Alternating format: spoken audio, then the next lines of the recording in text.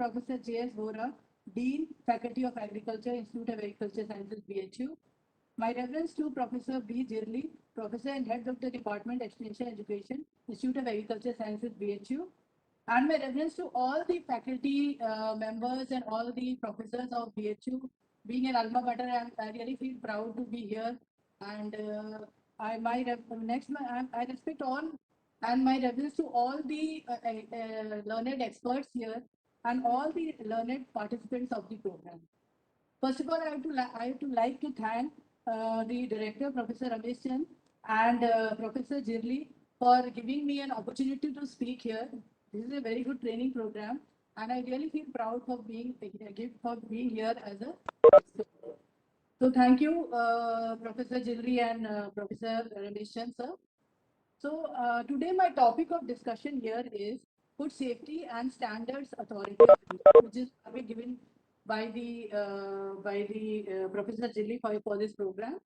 So first I will start with as we all know that we first see what is the act about. We should first know what is the definition of food as per the Section 3J of the Food Safety and Standards Act 2006. So first we see what is food. So any substance, whether processed, partially processed or unprocessed, which is intended for human consumption, which includes the primary food to the extent that being a produce of agriculture and horticulture or animal husbandry and dairy or aquaculture in its natural form in the hands of a person other than a farmer or fisherman. So farmer directly is not in our state. Next is genetically modified or engineered food or food containing such ingredients. Next, infant food, packaged drinking water, alcoholic drinks, chewing gum, and any substance including water into the food during its manufacture, preparation, or treatment. But it does not include any animal feed, live animals, unless they are prepared or processed for placing on the market for human consumption, plants prior to harvesting, drugs and medicinal products, cosmetics, narcotics, or psychotropic substances. So this is the definition of food as per the FSS Act. So now we'll see what is the food supply chain basically, what it includes.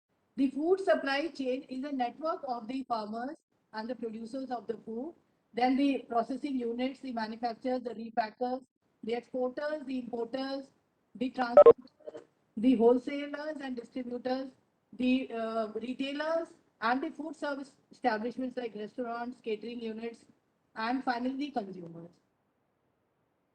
So, what is the concept of farm to fork? When we talk about farm to fork, we have a network of all these people in the food supply chain from the source, that is the primary producers, to till the point of service. So, for the farm to fork, we need to ensure food safety in each and every unit of the chain. So that is very important. So next is what is the genesis of the Food Safety and Standards Act 2006. So we all know that prior to the act there were many legislations and laws which were governed by different ministries and departments with regard to the food. There were about 8 legislations which prescribe standards for various types of food. So when we see that there were earlier 8 legislations for food, means more than 8 legislation who were looking into the food related aspects. So because of the multiplicity of these various laws, there was various standards, and these standards in each and every legislation was prescribing a particular different standard for the same product. So because of the multiplicity of the standards, and there were certain standards which are also overlapping, and also there were sometimes the standards for the same product by the two legislations were contradictory to one another. Next is there was multiplicity of enforcement agencies. So if a particular agency, suppose there was food products order, so if a particular unit, suppose a sauce manufacturing unit, which was being enforced by the Ministry of Food Processing Industry, and apart from that, it was also being enforced by the agencies of the Prevention of Food Adulteration Act. So we can see that there were multiple enforcement agencies, and this resulted in confusion and also problem to the food business operators who were working for manufacturing or different aspects of food. So this created confusion among the food business operators and hampered the growth of the food sector. So the existing laws, and these existing laws also failed to match the rapid evolution of the food-related technologies. And all these laws, if you see all these laws, they were basically based on the penal actions rather than any improvement and compliance. So there was directly if there was any shortcomings, which was or there was any non-compliance from the act or the order in the earlier existing order. So the food business operator was not given any time for any improvement or any compliance, rather than they were penalized on the very first go. So we'll see what is Food Safety Act and when was it enacted. So the Food Safety and Standards Act, because of all these shortcomings and those problems, the Food Safety and Standards Act was enacted, and it was enacted on 23rd of August 2006.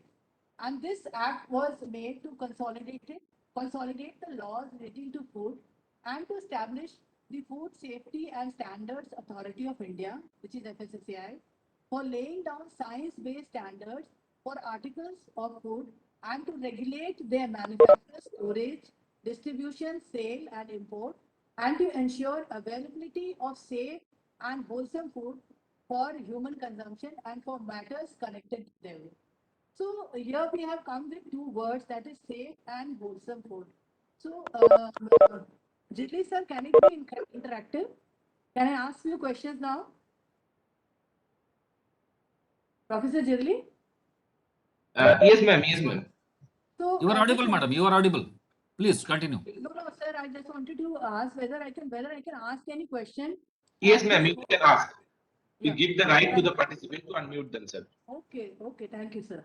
So there are two terms very important over here. That is safe, and the another is wholesome. So first, I would ask the participants to what do they understand by safe food? So anyone?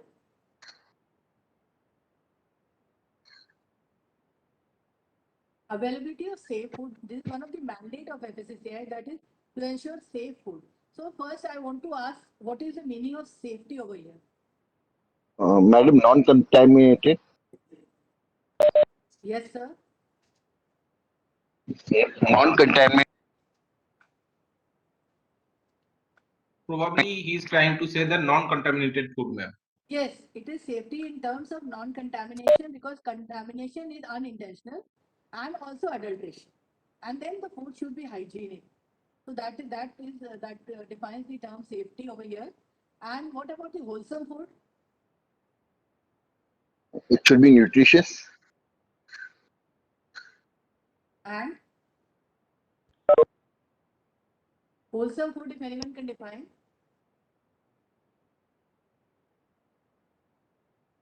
Actually, I would like to say what is wholesome over here. We don't talk about nutrition or balanced diet when we talk about ensuring wholesome food here, as per the definition given. The mandate basically is for safe and wholesome. So safety we have already defined, and wholesome here means that any food emphasize into making standards for different foods. So when we talk about wholesome, then we say that wholesome means suppose for I'll give you an example to make it more clear. Suppose we have milk in the market. We have whole milk, that is full cream milk, and then we have tone, double tone, and skim milk. So we FSI has defined standards for the whole milk. FSI, that is full cream milk. FSI has defined standards for the single tone milk, for the double tone milk, and the skim milk also. So suppose we talk about the whole milk. So when we talk about whole milk, you say it is nutrition in that term. But when we talk about wholesome, even the skim milk is wholesome when, because the standards are already defined, and if the particular sample of the milk, that is skim milk, is complying with the standards defined for the skim milk, it is wholesome. So wholesome is not in terms of nutrition, not in terms of balanced diet here, but it is in terms of the standards defined, and if that particular product complies with the standards defined in the regulation for food product standards and food additives, and it complies with all the additives which are allowed, then it is said to be wholesome. And any food which complies, whether it is a tomato ketchup, whether it is a vegetable sauce, whether it is skim milk, whole milk, any product. So the standards are already defined, and if the product complies with the standards, it is said to be wholesome. Understood. Thank you, madam. Okay.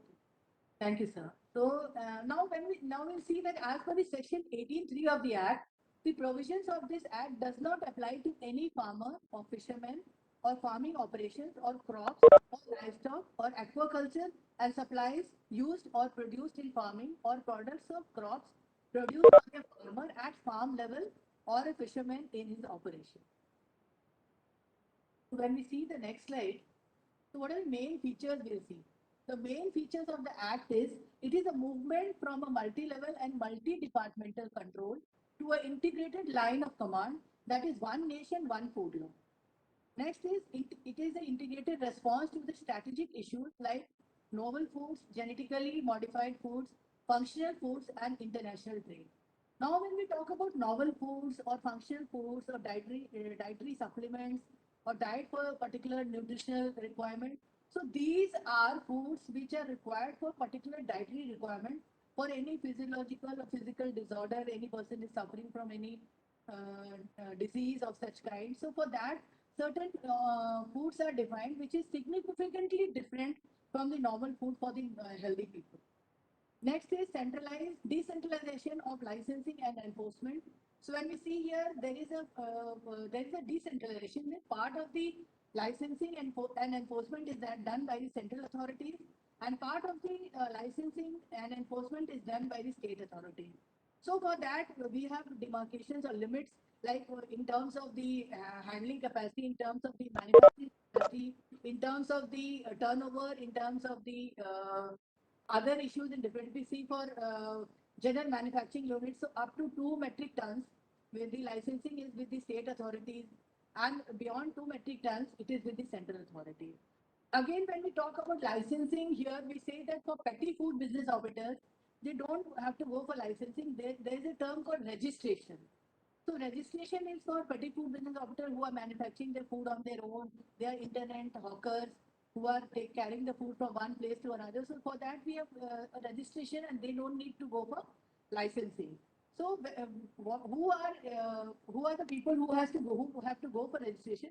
For that we have set a limit, that is those manufacturing units or those food business operators whose turnover is up to 12 lakhs annually. They are going for registration, and beyond 10 lakhs, all the food business operators are under the licensing purview. So we see that both licensing and enforcement have been decentralized, but we have a single window, that is that is the single window or the single portal through which licensing, registration, everything is being done, and that is those policies are framed by the FSSAI. It is a single portal where both state and central authorities work. Next is the act. The act is a single reference point for all matters relating to food safety and standards and enforcement and all the regulations. So earlier there were different reference points, and now there is a single reference point. Next is this is a shift from mere regulatory regime to self-compliance through food safety management system. So as I already told you earlier, all the acts, orders, and the legislation, they were basically on regulatory regime, and there was no self-compliance system. So now, when any food business operator has any shortcomings, first they हाँ ask to हाँ rely on their madam, own. Excuse madam, क्या Yes. आपका PPT आपने share किया है? हाँ जी sir, I have shared the PPT. Power point यहाँ दिखाई नहीं दे रहा, इसलिए मैडम मैंने आपको डिस्टर्ब किया. Sir, तो I have इसमें shared. शेयर का ऑप्शन है, देखिए म्यूट स्टार्ट वीडियो के बगल में शेयर का ऑप्शन है, वहां पर आप जाएंगे. और सर मैडम माइक के पास भी नहीं बोल रही, आवाज क्रैक कर रहा है, कोई क्लियर आवाज नहीं आ रहा है. नहीं नहीं, वो हो जाएगा, हो जाएगा. अभी पीपीटी शेयर करेंगे तो बहुत सारी चीज क्लियर हो जाएंगे. Just 1 minute. स्टार्ट वीडियो के बगल में एक यह है, देखिए मैडम, शेयर करके. अच्छा ठीक है.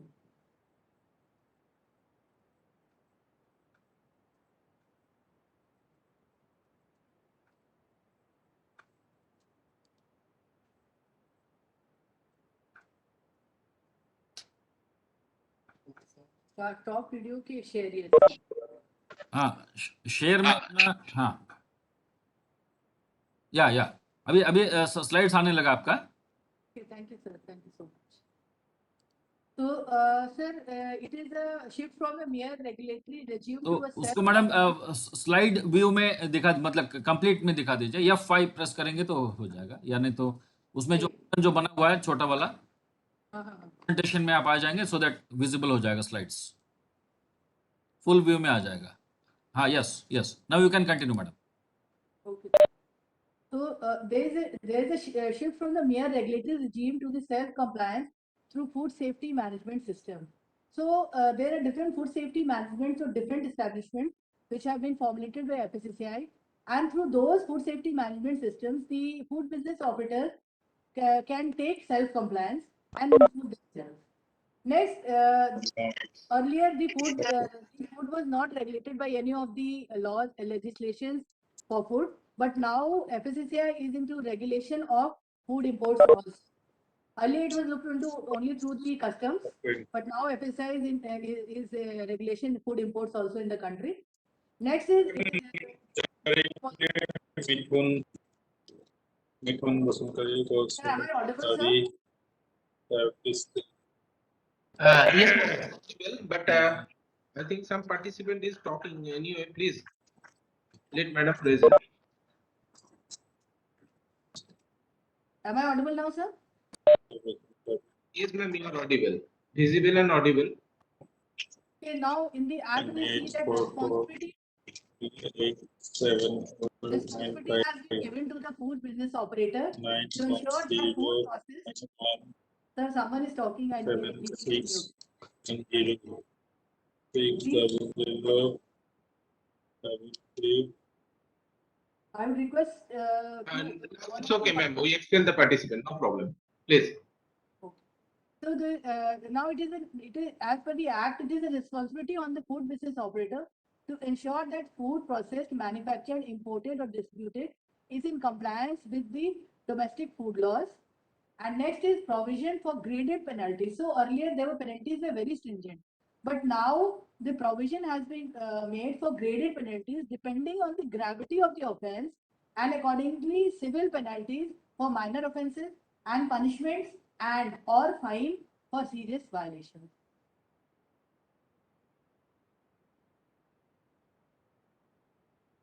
So now we'll see how the Food Safety Standards Authority of India was formulated. As we have already seen that the Act had the mandate to establish the Food Safety and Standards Authority of India for enforcement and implementation of the Act.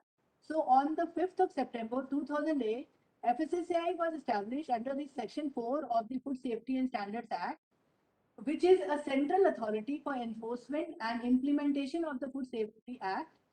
And after the formation of establishment of FSSAI, about 8 food legislations which earlier existed were repealed on 5th of September 2008 itself, and one food law was enacted. So next we'll see that what is the food authority. So the food authority is a legal entity. It is a body corporate. It is having perpetual succession and a seal with power to acquire, hold and dispose of property, both movable and immovable, and to contract and shall by the said name sue or be sued. The head office of the food authority is at Delhi. The food authority has established its offices at other places of India. So there are about 12 offices for licensing, and about 5, apart from these licensing offices, they all have import offices also, and 5 other offices, and we are into various ports also. Next is we'll see entire structural framework of the Food Safety Standards Authority of India. So here in food safety, we have 2 senior level authorities, that is the chairperson and the chief executive officer. And chairperson is the chairperson of the food authority, and the chief executive officer shall work under the assistance of the scientific panels, scientific committees, and central advisory committee. Now we'll see what is food authority. The food authority is the apex body and the single reference point for all matters related to food safety and standards in the country. It consists of a chairperson and 22 members representing various ministries and departments like the ministries of agriculture, commerce, consumer affairs, food processing, health, legislative affairs, and other stakeholders representing like farmers, scientists, food technologists, industry representatives, at least one from the small scale industries and retail organizations. Then there are consumer organizations, and out of all these members, 1/3 of the members have to be women. So next, the FSSAI is into framing of regulations, and it provides directions from time to time to the food safety commissioners which are at the state, who are bound to follow. Next, we'll see the chief. So we have to see that the authority has a chairperson. And next, it has an officer known as the chief executive officer, who is not below the rank of the additional secretary to the government of India, and he is the member secretary of the authority. And CEO is the ex officio member of the Central Advisory Committee. So we'll see what is the Central Advisory Committee. So the Central Advisory Committee is the interface between the state and the central authorities, and it consists of two members, each to represent the interest of the food industry, agriculture, consumers, relevant research boards, and food laboratories, and all the food safety commissioners of the states, and the chairperson of the scientific committee, who is the ex officio member. Now, the representatives of the concerned ministries or departments of the central government in agriculture, animal husbandry, dairy, biotechnology, commerce and industry, consumer affairs, environment and forest, food processing industries, health, panchayati raj, small scale industries, and food and public distribution, or government institutions or organizations and government recognized farmers shall be the invitees to the deliberations of the Central Advisory Committee. So whenever there is a meeting held, that is at least 3 meetings in a year. So all these members, all these representatives will be invited for the Central Advisory Committee meeting. Next is the Central Advisory Committee ensures close cooperation between the food authority and the enforcement agencies and the organizations operating in the field of food. The Central Advisory Committee advises the food authority on performance of its duties and in drawing up a proposal for the food authority's work program, on prioritization of the work, identifying the potential risks, pooling of the knowledge, and other functions which may be specified in the various regulations, which we'll see later on, in the various regulations which have been framed by the FSSAI. So next we'll see the scientific panel. So FSSAI is assisted by the scientific panel, and these scientific panel consist of independent scientific experts. So none of the scientific experts are from the FSSAI. They are all independent scientific experts. The scientific panel shall invite the relevant industry and the consumer representatives in its deliberations. So in the meetings, the relevant industries are also invited, and consumer representatives are also invited. And FSSAI may form any number of scientific panels as and when required, but it is mandatory to form scientific panels for the 7 mentioned below, that is food additives, flavoring, food processing aids, and materials in contact with food. The next is pesticides and antibiotic residues, scientific panels on genetically modified organisms and food, scientific panels on functional foods, nutraceuticals, dietetic products, and other similar products. Next is biohazards.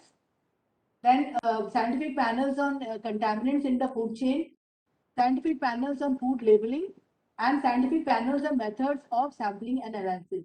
So these 8 scientific panels have to be mandatory formed by the FSSAI. Apart from that, any number of scientific panels can be formed by FSSAI as and when it is required. Now, presently, FSSAI has 21 scientific panels. Next is scientific committees. Now we'll see what are the scientific committees.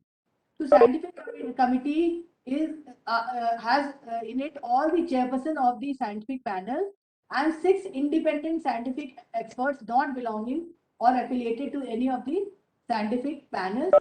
These scientific committees, they will look into the matters, like there are certain scientific panels which might be having overlapping matters to be addressed. So scientific panels will look into these matters. Then scientific committees will look into these matters. Again, scientific committees will give scientific advice to the food authority. And these scientific committees will also look into the matters where the scientific panels are not existing, and in such cases, they will frame certain working groups for addressing matters of food which are not which cannot be addressed by the existing scientific panels.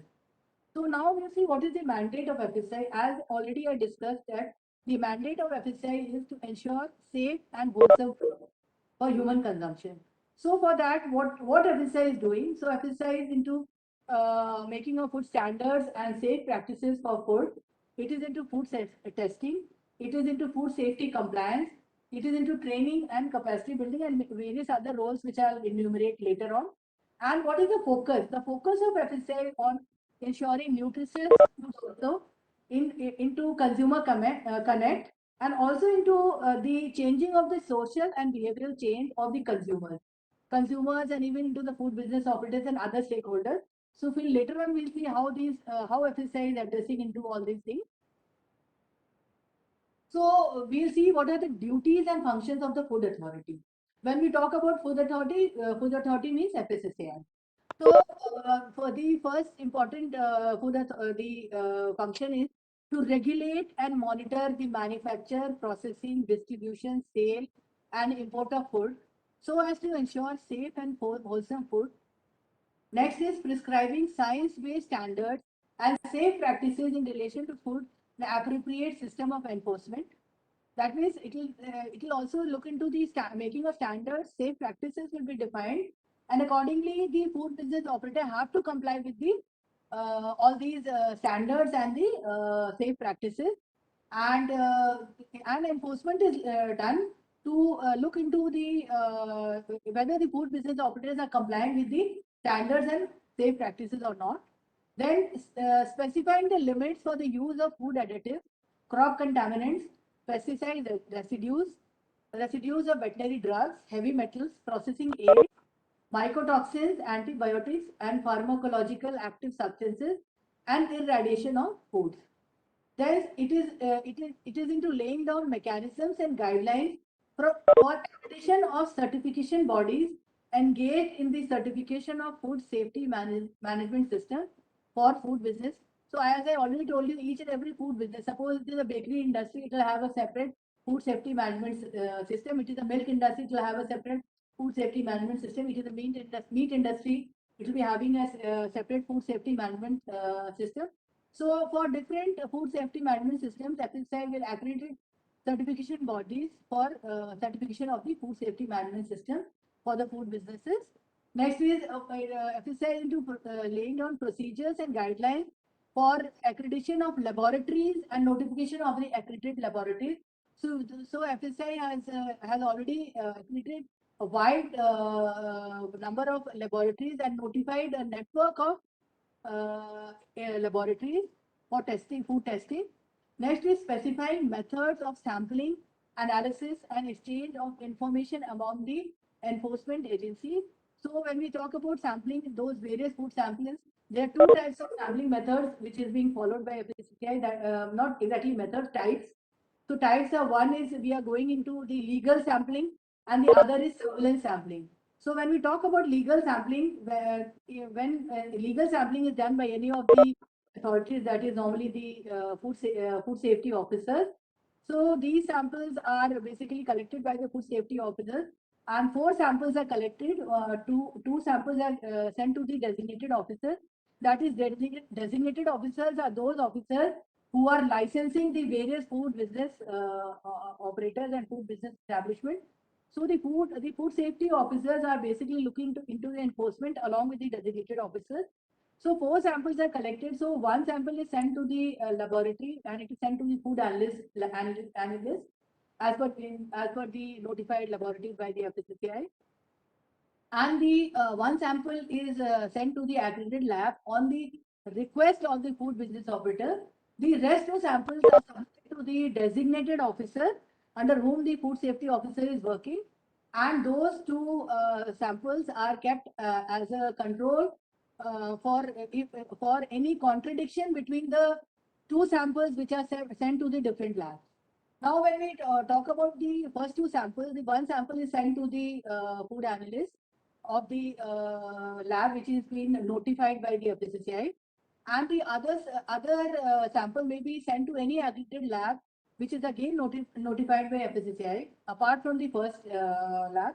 So there may be differences in the results of the analysis report. So if there is any difference in the result, then the food business operator may request the designated officer to send the third sample to the referral lab. There are two referral labs which are under FSSAI. One is in Ghaziabad, that is the National Food Lab Ghaziabad, and the other is in Kolkata, that is National Food Lab Kolkata. So when there is any variation or any differences between the two samples which have been sent to the first two labs, then the third sample may be sent to the referral lab, and the result of the referral lab shall be final. If the food business operator does not request for the result of the referral lab, then the sampling result as per the first lab. Because the second, when we have seen the second sample has also been sent on the request of the food business operator. So the first sample has been sent by the food business operator, that is a government authority. So if the food business operator does not ask the food safety officer or the designated officer to send the second or third part to any other lab, then the result of the first lab shall be final. And if the sample goes to the second lab, and when there is a variation between the first and the second lab, then the food business operator may request the designated officer to send the third part to the referral lab, or the designated officer on himself also we send the third part to the referral lab to authenticate the discrepancies between the two sample results. So the referral lab, the result of the referral lab shall be final, and that will be used for any other prosecution or any other, if it is not complying any prosecution or any adjudication, whatever is according to the result. So next, FSI is into laying down food labeling standards, including claims on health, nutrition, special dietary uses, and food category systems for foods.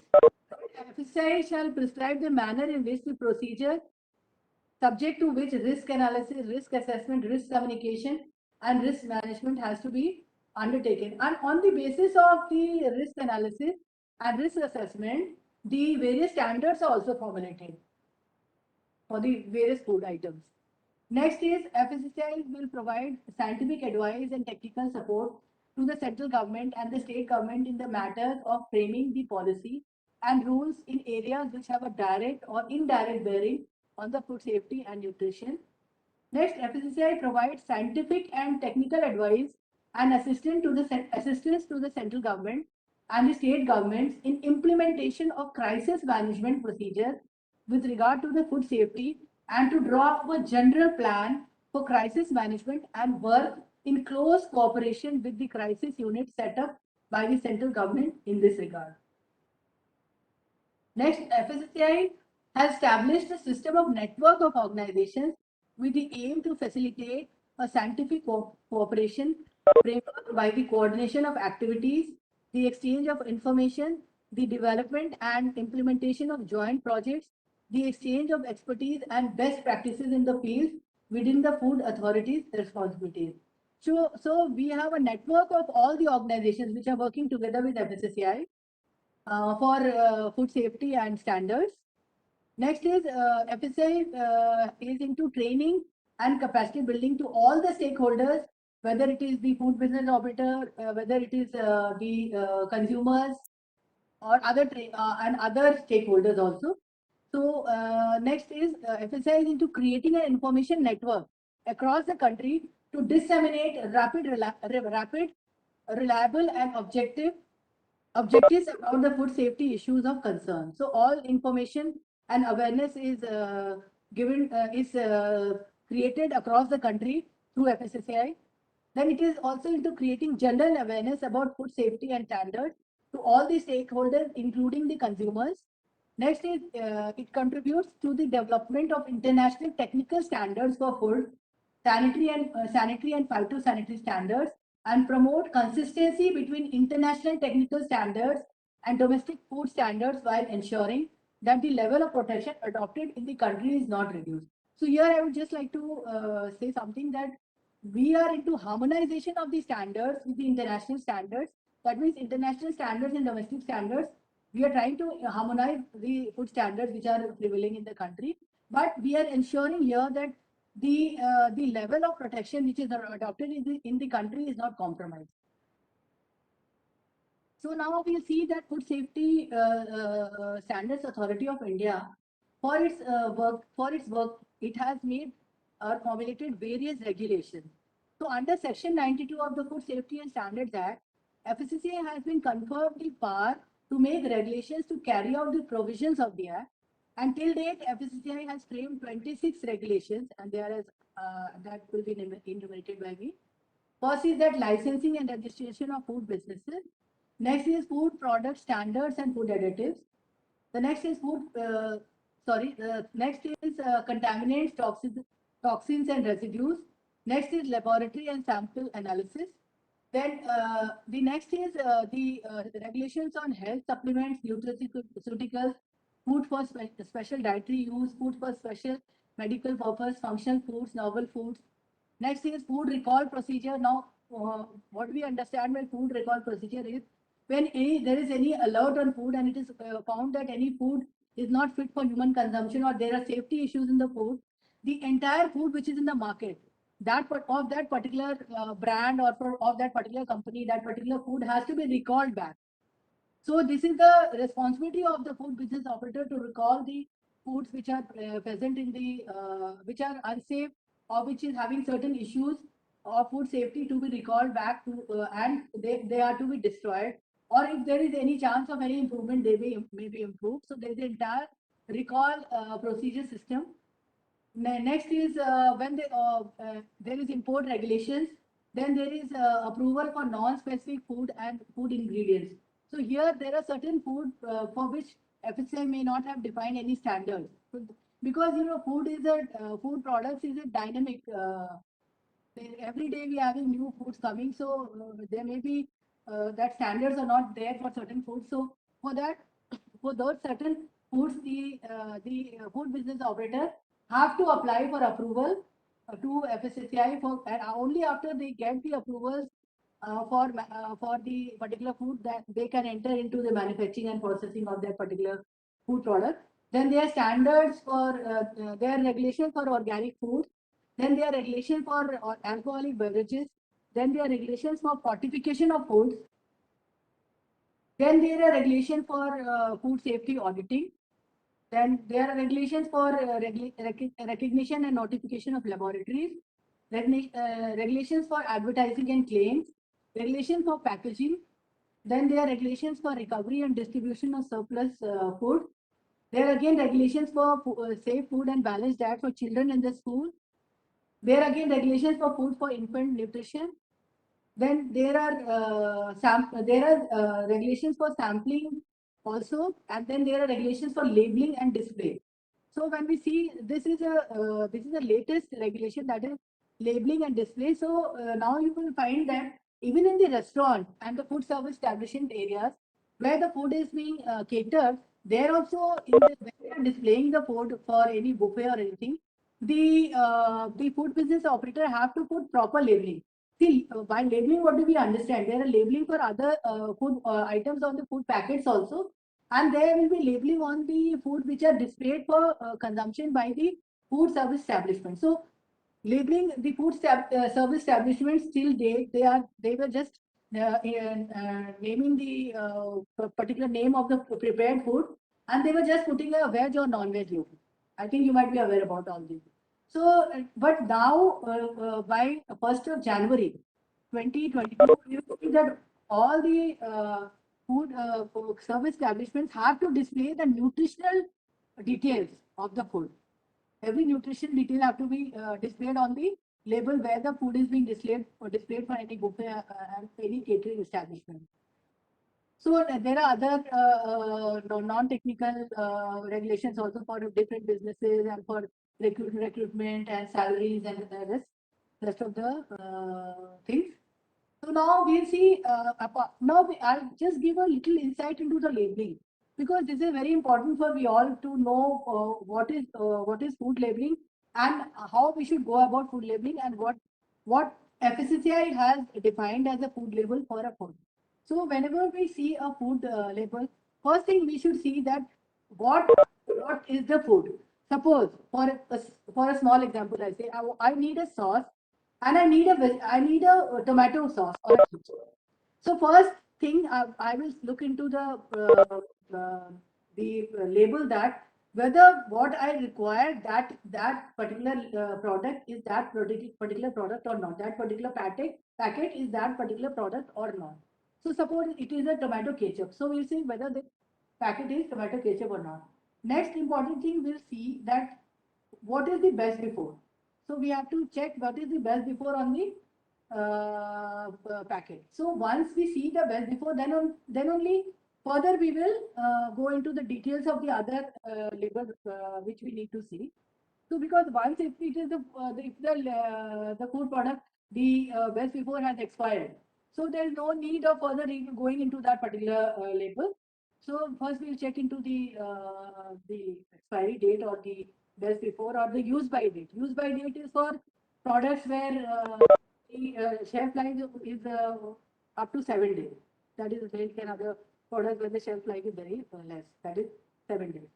So when we see into certain food supplements, there might it might be mentioned as expiry date, and in other products it might be mentioned as best before date. So first we'll look into it. When if we see that it is within the use by date or best before date or within the expiry date, then we will see that whether that particular product is manufactured by a company which has a FSS license or not. So the license has to be displayed on the principal display panel of the food packet. Then we will see whether there is a vegetarian or non-vegetarian logo or not. So if it is, we need to check that, because we might be thinking that a particular product may be a vegetarian product, but maybe there might be some non-vegetarian ingredients added into it. So that we will look into. That we have to look into. Then we can see into the nutritional requirements. And one very important thing is, whenever we see into the any food label, the label has to be on the primary packaging material. No stickers allowed except for a few cases which I'll let you know. Or no stickers allowed in case of the food products manufactured in domestic in industries and manufacturing units. So only every label declaration has to be given on the primary packaging material.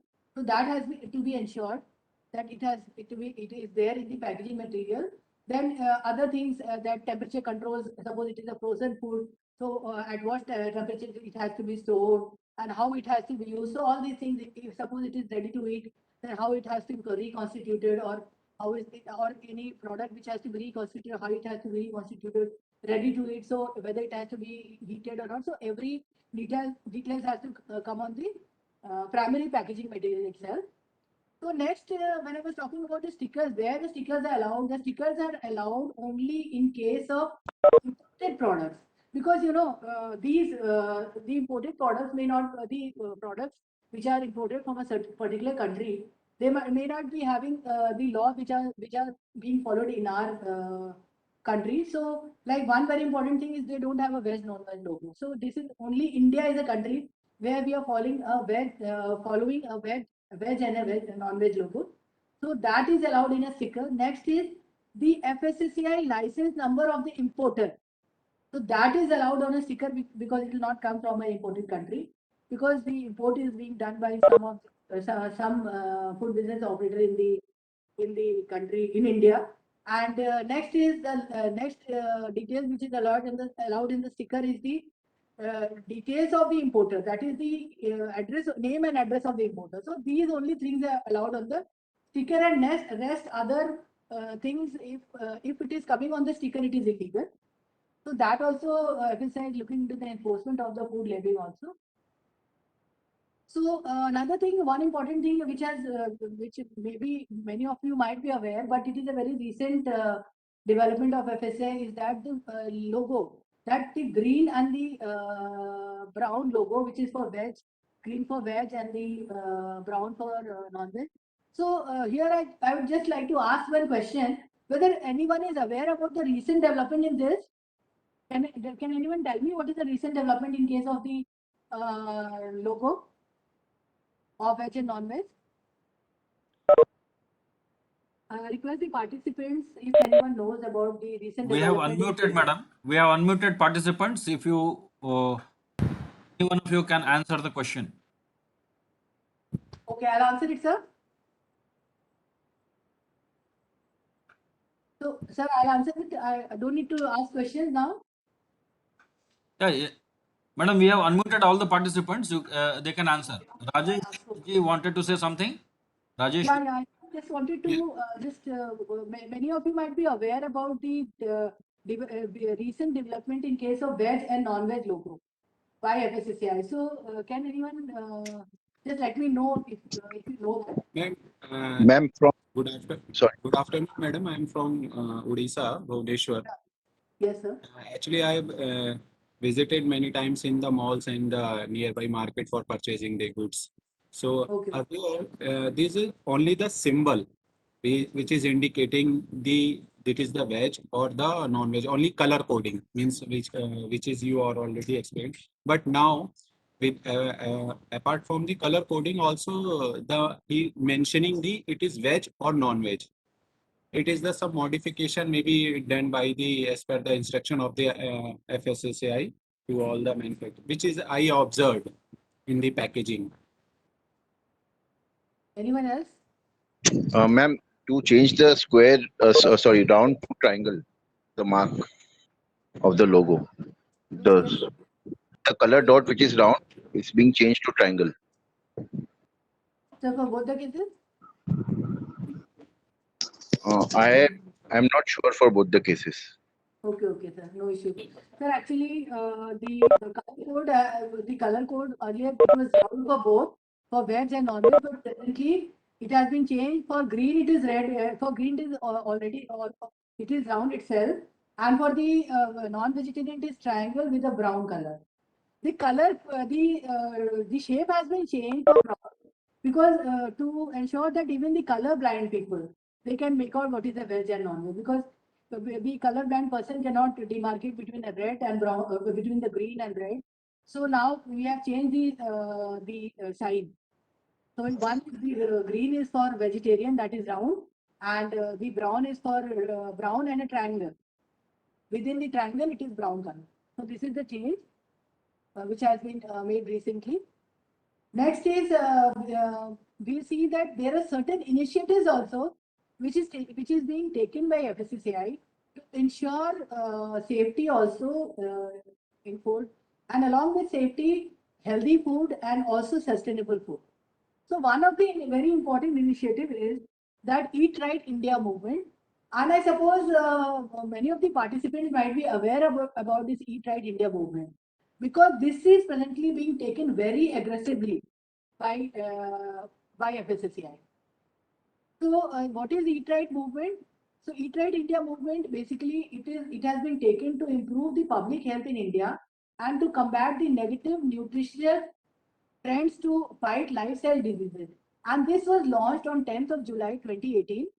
And in this you will see it is a judicious mix of the food industry, public health professionals, civil societies, consumer organizations, influencers, and celebrities, which have all come together on a common platform, and they are pledged to take a concrete step to amplify the Eat Right India movement.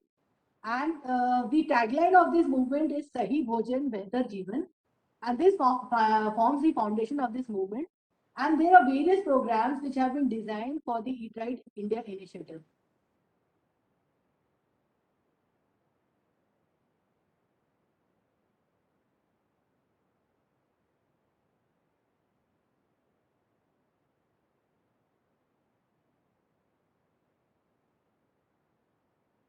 So these are the various programs under the Eat Right India initiative. So first program is the cluster program, where we see it is a clean street hub. So FSA is trying to formulate street hubs, that is street food vendors. There will be vending zones where it will be demarcated and the entire vending zone to be a clean street hub. Next is clean and fresh fruits and vegetable markets. Next is bhog, that is blissful hygienic offering to God. So this is a place where wherever the prasad or the langar is being served to the consumers. So there in the places of worship. So this is a program which we are taking to ensure hygienic and safe food to the consumers. Next is eat right stations. So we are trying to make the stations where the food is being catered to be eat right. Then next is hygiene rating. The hygiene rating is for the various service establishment. This is basically a showcase. That means the food business operator will be given a hygiene rating by the FSSAI. It is a transparent scoring method where the FSSAI will score through the third party agencies will score and rate the food service establishments, and it is based on the 5 smiley scale. So the 5 is excellent, and when it is 4, it is very good. 3, it is good, and below 3, it is bad, and they need improvement. So these certificates are given to the food service establishment. Then it is Eat Right Campus. So Eat Right Campus is also a very aggressive program of the FSSAI where all the organizations, the institutions, where the jails, the tea states, where people are spending most of the active part of their day in that campus. So those campuses wherever food is catered, those food should be safe, hygienic, and right to eat. So next is the eat right schools. So where the schools where the food is being catered, or where the midday meals, or where the food has various third party vendors, the food are being catered. So there, FSI is trying to develop the eat right schools so that whatever food is being served, it is right to eat for the children and even other faculty members who are working in the school. Next is food fortification is a very big program and very aggressively being taken by the authority presently. And this for this logo I have put over here. This is very important because you see ultimately we all are consumers. So we need to know so many things which FSCI is doing. For fortified food, this fortification logo is mandatory. So whenever you are purchasing any staple or any fortified food, please look into the this logo, because until and unless this logo is there, even if the food business operator says that his food is fortified, it is not fortified. So this fortification logo is a mandatory logo. Next is there is another program for reduction of fat, sugar, and salt. So we say here that aap se thoda kam. So we are trying to develop healthy habits in the consumers also. So we are trying to by various programs, training programs, awareness programs. We are trying to change the behavior of the consumers to taking less of fat, or to be more precise, saturated fat, less of sugar and less of salt in the diet. Next is FSI is into a very important Excuse me, program. madam, may I interrupt here? Yes, please. You were talking of that fortified foods, and they need to be registered with FSSAI. Is it necessary, madam? Sir, actually, see, all the foods have to be licensed or registered under FSSAI. That is a mandatory requirement. Because the Act itself says that no food business operator can carry any food business unless with a license. So all the food business. Because madam, nowadays Banaras Hindu University has come out with a variety of wheat with biofortified what is it, zinc and iron, and its atta is also being sold in the market. So So, but that is not, you're not adding on how are you getting it? That is seeds you are developing, no? oh, acha, acha, acha. Okay. I think there was a problem with my understanding. It seems okay. We are not adding anything. Means it is a part of the variety. Okay. So that is a part of that is you're doing by the genes and other things, Yes. It's a crop modification part. improvement. It's a crop It is improvement. not a food basic. Yeah. Yes. Okay. Yeah, Thank you, madam. FSI is only into food. Yes. Thank you, madam. Next is reduction of fats that I've already said. Then the next program is trans fat free India. At the rate 75 we write why? Because by 2022. So it is the 75. We are celebrating 75th year of independence. So by 2022, FSSAI is trying to make India trans fat free. I hope you might be aware about, you might be knowing the difference between trans fat and cholesterol, because cholesterol are of two types, that is good cholesterol and bad cholesterol. But trans fat is never good. First thing. Next is cholesterol. When it is bad, that is LDL is high. So when LDL is high, that means you can take medicines, or there are other technologies where you can reduce the cholesterol, bad cholesterol from our body. But there is no technology, there is no method, or there is no medicine. Method maybe by open heart surgery or something, trans fat can be removed by scraping and all. But there is no medicine for reducing trans fat from your body. So once the trans fat enters your body, you are prone to heart diseases. So that is it is very very sensitive issue. So FSA is very taking it very aggressively. Next is combating adulteration. This is very important fight, and adulteration can be addressed by both by the food business operator and by the consumer also. By there are certain rapid tests which we have made, by which consumers itself, or even at school level also, the adulteration can be checked. Then there are certain we are trying to promote organic food. So for organic food also, this is very important. Now any food which is organic, if it is organic, it has to have a logo that is Jaivik Bharat. So this is the logo. So when you people any food business operator, when they say that we are giving organic food, the packet should have this logo. Without this logo, there is no authentication that that particular food business operator is giving organic food. So we as a consumer should also look into the packet, that if it is organic food, if they say anywhere in the label that it is organic food, or sometimes they will give a name as organic rice.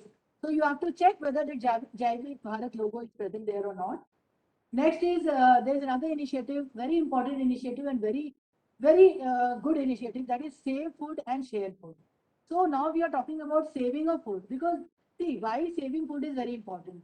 We might be having our money, we might be having anything, but we are not making resources. So we have no right to waste the resources. So if we so we are telling all the restaurants and food business catering areas where the food is being served. So when there is any leftover food and it is in the safe conditions, you please give it to the people who are in need. So for this, they may not be having direct access to such people. So for this, we have made a program where there are certain agencies who will carry this food from the place where the food is being catered in safe conditions, and whatever conditions are required to carry it, whether frozen, whether in whatever condition, or even if it is a packet food, it should be within the limits of the best before, and to give to the people who are in need of this who need of this food. Next is we are looking to a very good program, that is safe and sustainable packaging in the food and beverage sector. So we are talking about, we are trying to reduce the use of single use plastics in the food sector.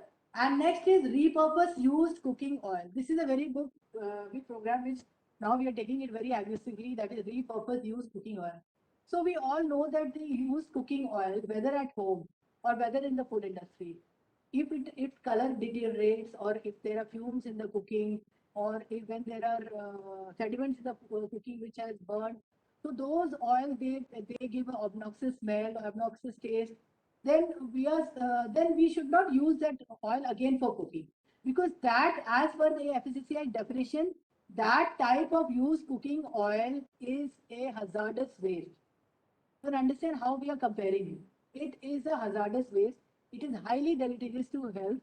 So even at home also, if you are frying something and you find that the oil becomes, and even earlier also we used to say that after 3 frying you discard. But now we have changed the regulation, and we are saying that not. We are saying that after once if you fry, you should not use it. But even if you are using it, reusing it, you should check the total polar counts. If the total polar counts of the oil becomes more than 25%, then the oil has to be discarded. But at home level, it is not. We cannot do this. For total polar counts and the TPC meter, which I'm talking about, we are making it mandatory for the food business operator who are into making of, who are using 50 liters of, presently 50 liters of oil per day. So for them, we are making mandatory of checking the TPC meter each time after once frying, and they have to check the oil. If the TPC goes beyond 25%, they have to discard the oil. At home, we have made certain guidelines that once the used cooking oil becomes, it gives an obnoxious smell, taste, or gives fumes, or has sediments, then we should discard such oils, and don't discard it anywhere, and don't spoil the environment also, because when we see the repurposed used cooking oil program, it is based on EEE strategy, that is education, enforcement, and an ecosystem. So we are trying to preserve the ecosystem itself also. So don't throw it here and there. There should be, where you are putting food waste, there you take it either on the tissue papers or in any old towel. You can collect in that, and then you can discard it in those dustbins. So this is a very important program which we are looking into.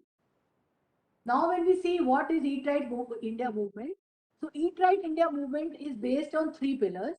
See, these things I am going in a bit detail because this is a very important initiative of FSSAI, and we all, each and every person, the person is a consumer, and this is relevant to every person from the time he is born to the time he leaves this earth. So when we talk about the Eat Right India movement, we talk about eating safe, we talk about eating healthy, and we talk about eating sustainable. So when we talk about eating safe, we say that a food is food when it is safe, and it is not a food when it is not safe. So for that, how can we ensure safety of food? So important thing is personal hygiene and hygiene of the surrounding. This is very important. Those who are handling food, they should be personally hygiene. They should wear aprons, headgear, wash their hands, sanitize their hands. Even surrounding where they are, where we are into handling of food, that particular surrounding should be hygienic. Whether it is a kitchen, it should be hygienic. It is not that leftovers are left and the insects are coming on it. So the surrounding food is being manufactured or is being processed or is being cooked or being catered, that surrounding should be hygienic. Next is there should be hygiene and sanitation in the entire food value chain. So when we talk about the entire chain, we talk from the farmers itself, and then we are talking about till the end, that is the consumers. And even we have to see how the food, suppose it is a particular product, whether it is frozen food or whether the food has to be carried in the cold chain. So that has to be maintained. Next is your combating of adulteration. Next is eliminating toxic residues from the food and prevention of hazards of the used cooking oil. So when we talk about safety, we talk about safety in terms of all these. Then we talk about eating healthy. It should be a food which should be healthy and not only which our palate likes. So we say that eat healthy, and when we talk about eating healthy, we say mindful eating. So we consumers have to think what they are eating, whether the food they are eating is healthy or not. So here we talk about changing of the behavior. Even in the first case, we talk about changing of the behavior because there might be certain people who will not wash their hands before eating, or they might be not keeping their surroundings very clean. So that also we need certain behavioral change also here. And even in case of eating healthy, also we need behavioral change. So when we talk about eating healthy, we first about talk about eating balanced diet. And balanced diet also includes eating less and eating timely. And then we talk about diet diversification. So what do we mean by diet diversification? Diet diversification means for a particular major nutrient or a minor nutrient, we should have various resources, sources. So when we talk about, suppose I give you a small examples like for protein. So there are different sources of proteins, and the different sources of proteins might be having different amino acids. So like for a small example, I'll give sulfur containing amino acids. They are basically present in the non-vegetarian food and not in the vegetarian food. So a person who is now you will ask me a question that how a vegetarian person will be fulfilling his requirement of sulfur containing amino acids. So in this case, I will say that these sulfur containing amino acids is present in milk also. So the vegetarian people can fulfill their requirement of sulfur containing amino acids. Then there are other sources, there are various sources of carbohydrates, there are various sources of various proteins and vitamins. So we talk about diet diversification also to ensure a healthy life and good health. Next is elimination of industrial trans fat. So here we are talking about less consumption of your food which are deep fried and pizzas, pastas, and use of mayonnaise, and also how much less trans fat, how much less trans fat foods you use, it is better for your health. Again, we talk about reduction in the sugar, salt, and saturated fats. Then we talk about eating of fortified staples. So what is fortification basically? Fortification is basically adding of certain micronutrients in the food, which may not be food, which is a requirement of your body each day, and which we may not be able to fulfill from the daily food habit we have. So these staples are fortified, which we take regularly. These staples may be fortified. You have heard about your fortified salts. Now there is fortified atta. Then you have got fortified oil, fortified milk. So we are promoting people to have fortified food. There might be, there might be certain fortification. There are two terms: fortification and enrichment. When we talk about fortification, we say that we add the certain micronutrients in the foods which we are taking regularly, which may not be available in the food, but which is a daily requirement for our body. Enrichment is basically the loss of the the micronutrients during the food processing. Maybe there may be loss of major nutrients also, denaturing of certain proteins, certain amino acids. Enrichment is done in the food processing industry, industries, and that is for any loss during the food process that is being made good by in the end product.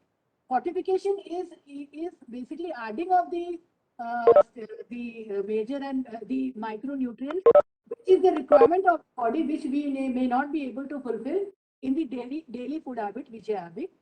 Next is eating sustainable. Now, what is meaning of sustainable? We have to think about our planet, about the ecosystem also. So to sustain the ecosystem, we say that eat local and eat seasonal. Why we say eat local and eat seasonal? Because and every place has a particular fruit, vegetable, or any grain which is being growing locally. We should try to eat those seasonal fruits and vegetables so that we can conserve those resources. We should not wait and always import food from any other place, or not only import in any other country or maybe any other state. Whatever we are growing local, we should try to consume that food to sustain the resource over there. Then even the advantage of eating local and seasonal is that nature has developed food, the food which is available in a particular area in such a manner to combat with the seasonal disease or any ailment which is prevalent in that particular season or in that particular area. So the products, the food which is available in that area, the natural food which is available in that area, it's rich in those ingredients, or we can say in those items which will combat with any disease or disorder which is present in that local area or in that particular season. For example, you can see that that Mosambi or Santra or your lime, lemons, which are we are getting mostly in the winter season, which are rich in vitamin C. So in winter season, we need to increase our boost our immunity, and vitamin C we all know is immunity booster. So we see that nature has developed, and in that particular season, we get that particular fruit. So now we are talking about not wasting of any food. Again, where I have already talked about don't waste food, and instead if any leftovers, share it in a safe way. Next is reduction of plastic, which I have already said earlier. Then conservation of water in the food processing.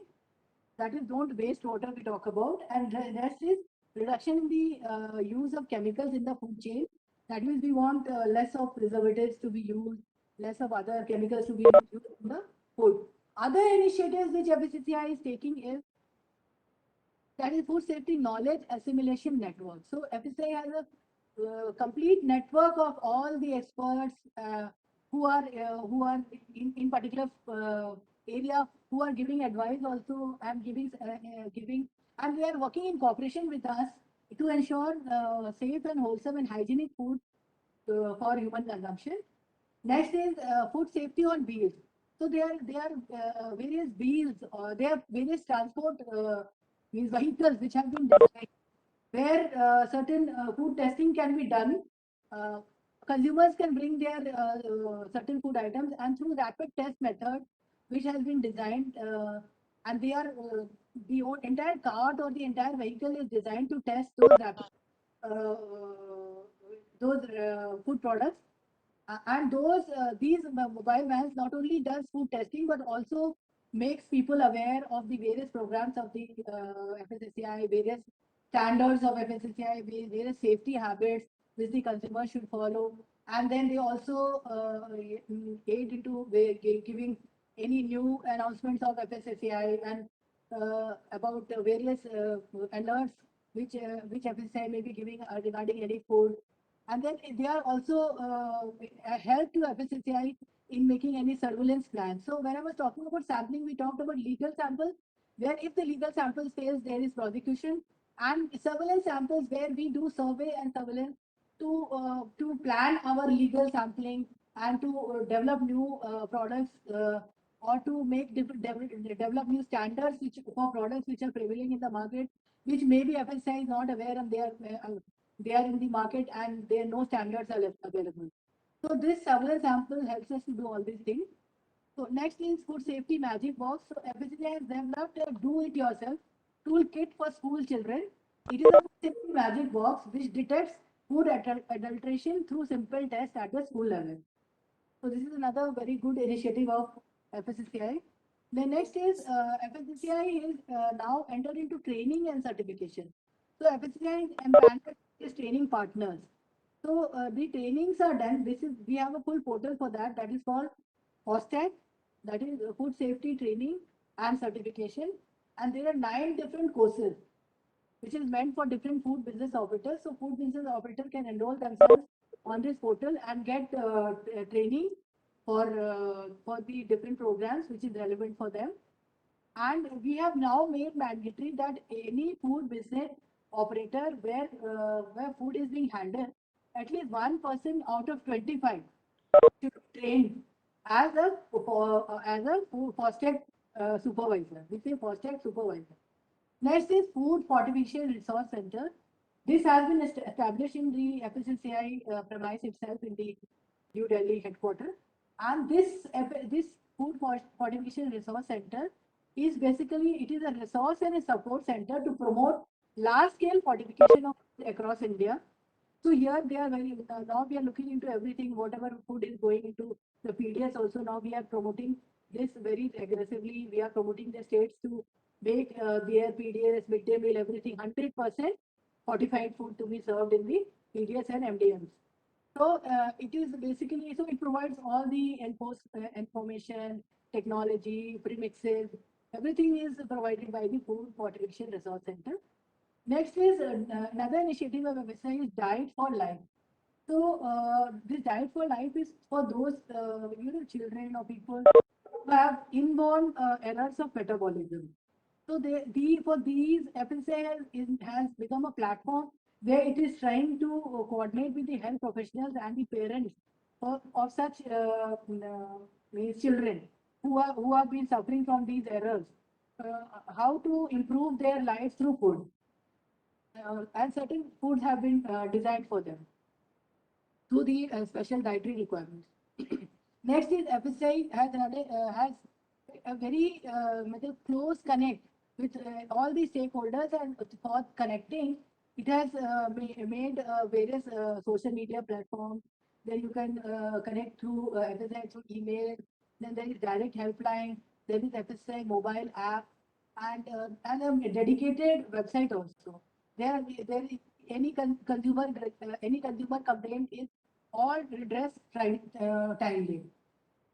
So there are various projects which FSI is taking with the World Bank. So one is integration of nutrition with food safety, and this is helping FSI to address issues in areas of nutrition, food fortification, high fat, salt, and sugar to make people aware of consuming less of fat, salt, and sugar. and to help create FSI as a center of excellence in food safety and nutrition. Next is another project which FSI is taking with World Bank. World Bank has established a unique public-private initiative dedicated to improve the safety of food in the middle income group and developing countries. FSI has entered into the partnership with this World Bank for this particular project to address the food safety in these particular areas. And for that, FSA has conducted various programs till date. So, these are the few references which I have taken now. I open the floor for any discussion or any queries you have regarding any issues with food safety and Food Safety Standards Authority of India.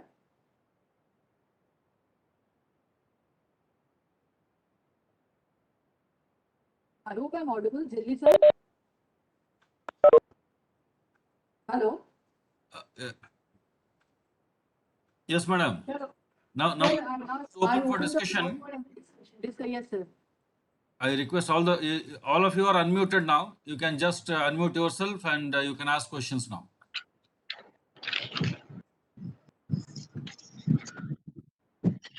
Hello, ma'am. This is Manish Mulani. Thank you for this wonderful session. Thank you, sir. My pleasure always. Madam, one point that I wanted to ask you, this is not connected to FSSAI, but one of the pillar eat safe. You said that the food has to be residue free, but FSSAI is the body governing all packaged foods. So, but when we in daily use we eat raw food. So, is there any body who is governing raw food in India? Raw food, I need to understand, sir, exactly. Food, whenever you talk about food, sir, then it Farm is, produce. sir, whenever we talk about food, it is under the ambit of FSSAI, sir. Raw food means once only the food is, it is the primary food. Yes, That ma'am. it is before only in the hands of the farmer. Once, even if the farmer has a different identity, it becomes a, suppose the farmer tries to pack the food, then he's no more a farmer. Once it goes into Right, packaging and all, then it will be coming he is becoming a food business operative. I've seen right, many farmers. I've seen many farmers who are growing mentha on their farms, and on the farm itself they are extracting the oil, mentha oil. So until they are into the growing of the growing and harvesting, they are farmers. After then, they have started processing and they are developing mentha oil or processing of mentha oil. Then they are no more farmers. Yes. Also, What I meant was raw produce, ma'am. Is raw produce under under FSSAI governance? the raw produce which you are talking about, in that we say it is the primary produce which is in the hands of the farmer. So that produce is not governed by FSSAI, but in fact, whatever matter it is dealt with the Ministry of Agriculture and Farmers Welfare of that. Ministry of Agriculture is Okay, dealing with the produce in the hands of the farmer, because that is a different ministry, and they are regulating that part. Once the food understood. comes from the hands of the farmer to the another person, then it comes into the ambit of FSSAI. Understood, ma'am. Thank you. Thank you, ma'am. I'm Sasankar here. It's a wonderful session. Ma'am, I Thank want you. to know one thing. In India, actually, if you see that there are lots of local markets and vendors, they are selling the food item in open, no? In local villages and all these things, mela and all this. Is there any regulation on those foods, ma'am? Sir, Because most of the Indian population is depending upon that only. Sir, actually, even if it is an open food, sir, even if Yeah, it is an madam. open food, it is under the ambit of FSSAI. Samples are collected from the open samples also. Open food Okay. also. Once it is food, because I've already given the definition of food, once it is a food and it is intended for human consumption, there should be assurance of safety. And those who are handling those food, whether it is a because I already told you the entire, when we talk about entire food chain, that includes the wholesalers, retailers, everyone. So once the food is beyond After it is handed over from the farmer to any other person, it comes into the ambit of FSSAI. Okay, madam. Then another one thing, ma'am. Regulation will be Then in a we similar are manner. Yes. Yeah, madam. Then another one thing, ma'am, I want to know that often we used to heard that that this much of people got food poisoning because of consuming food in either schools or some temples or all these things. Whether Yes. these are also come when they are getting this poisoning and all these things, this the strict action is taking against those, or it is doing anything, sir, madam, on this regard? No, see, whenever there is food poisoning, so Yeah. this is under the ambit of FSSAI, whether it is in school, whether it is in the worship place also, because prasad is also a food. So I told you that anywhere, because all the even the we are taking into ambit all the temples also who are catering food or langar or whatever it is. They are into licensing, they are into registration, and we are looking after that program also, Bhog, which I already told you. And a thing is not a prasad if it is not fit for consumption, first of all. So even for prasad also, I will take that matter also of your food poisoning. Even for prasad also, we say, FSI always says that don't go by the sentiments. Just see how the prasad has been made and how it is being delivered to you. Suppose someone is giving you prasad and his hands are not hygienic, or in what conditions it Yes. has been left over, whether it has been exposed. Suppose you are having cut fruits and it has been exposed for a long time on the environment. Naturally, the microbial load will come, and you will once you will consume the food, you may get sick. There are two things, people only think that in India normally what we feel is that when once we consume food and then when we get sick, it is because of food. But we forget that the food may pose a potential also. In years it will take Okay. to get you infected or get you be suffering with a very big ailment. Like example is cancer. This may the consuming Yes. of such adulterated food or unhygienic food. In long term, you may develop your cells in the body may become cancerous, or you might suffer from a heart disease or any other lifestyle disease. So don't think that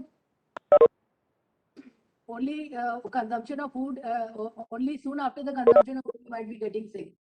One thing. Another thing is food poisoning is an issue under the ambit of the FSSAI. So wherever once there is food poisoning alert is given and the entire the enforcement looks into it, the source from where the food was catered, who has delivered the food, whether because we have a form E, a guarantee form that from one source to another source when the food moves, the food business operator signs a guarantee form that the food has been delivered to the first to the next station that is safe.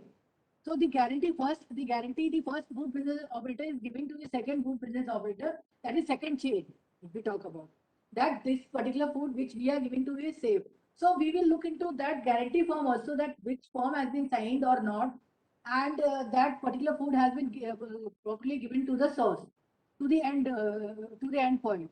So if there is food poisoning in the school, also the entire thing is looked into, and those people who are involved into that food poisoning and that food poisoning is a serious matter, and the food poisoning is basically due to unsafe. So that comes under the ambit of a punishment and fine. So accordingly, as per we have in the act we have already defined the offences and punishment. So accordingly, they will be punished. There is even jail for that, imprisonment for giving unsafe food, and according to the gravity, the number of years of imprisonment have been defined. Madam, I got a doubt. Am I Yes, sir. audible? Yes, sir, So, please. Okay, madam. Madam, another one thing. Yes, India is importing many spices from other country Yes. and exporting also. India is a major exporter of spices. But while coming, their standards are not that much what while exporting they are maintaining. What is the reason maybe? Sir, last line I could make out what did you say, because there was a break in your voice. Yeah, actually, madam, India is importing some spices from other countries like large cardamom. They are importing from Nepal, Vietnam. Also, some new things are coming. And Yes. exporting also, India is major exporter of spices. In this Okay. regard, when exporting, we have to depend upon exporting country norms and all these things. But in local market and others, is there those standards are maintained Yes, sir. in case of Actually, spices? you have asked me two questions. There are two things. One is import and one is export, you asked me. So one is, sir, we are into regulating imports also, and we have a No, I am importing only, asking yeah, now. you are importing. You are asking about import. Yes, madam. Yes. So see, we are FSSAI is into regulation of any importing food products, all the imported food products, and from the very port, the samples are collected. They are analyzed on the port itself. Then, if there is any problem, the port is the entire consignment is rejected. If they if and they are not allowed to enter in the country. So it is similarly, the entire the regulation has been framed for import, and the entire standards. Suppose I say one small example, that turmeric powder has to be imported in India. So what standards we have defined for turmeric powder in our domestic law? That means the regulations for standards for turmeric, that standards have to be complied by that importer. If that particular product does not comply to the standards which is made by FSSAI for turmeric, that particular imported the turmeric will not be allowed to enter the country. It is similar. Sir. Even for export also, the particular countries they give their own standard operating practices or their standards to the manufacturing units. For exports, FSSAI is not looking into exports. That will be looked by APIDA. Okay, madam. Okay, thank you. Any other question? Good evening, ma'am. Yeah, good evening. Ma'am, I have a question. Ma'am, there are a lot of branded products which Yeah. are actually advertising something and doing something. Example, ma'am, in case of Cadbury, they say on the front wrapper, they say it is preservative free, or it does not have any sweetener added. But as soon as we go on back wrapper, there is a list of preservative which we can see it is used in that product. So what is the regulation on that in which consumers are being misled? Yes, there is entire regulation on misleading advertisements and claims.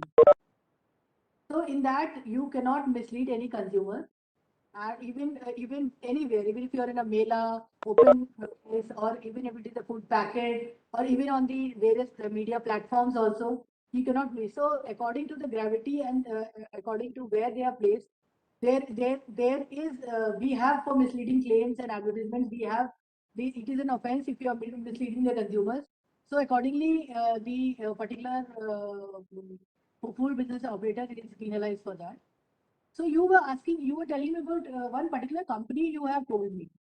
See, Yes, ma'am. again, Cadbury, ma'am. I have referred to Cadbury. see, I'll look into it, because see, without seeing the label myself, I will not be able to rely on anything what you are saying, because you are saying they write, what do they exactly write and what do they write in the nutritional information?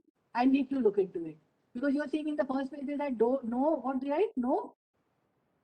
Ma'am, on the front wrapper, they write without any added preservatives. But as soon as we go on the back, there is a list of preservative which is being used in the product.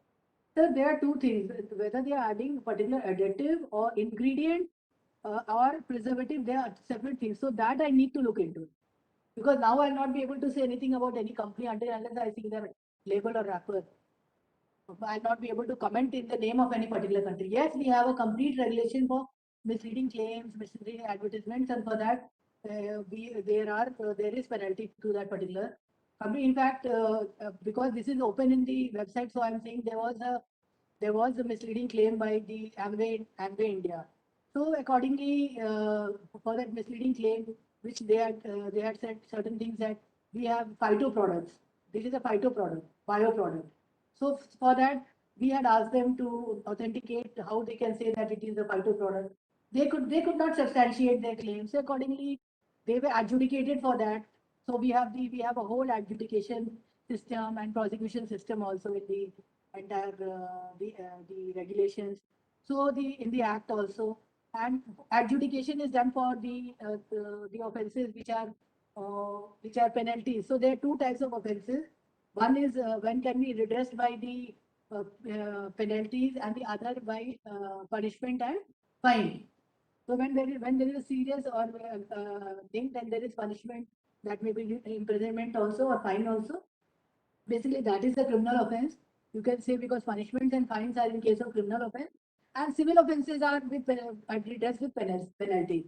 So Amway were adjudicated by the adjudication court, that is the ADM in the states, and in each district we have adjudicating officers. So accordingly, they were penalized for that, and they had to pay that whatever amount was given as a penal action.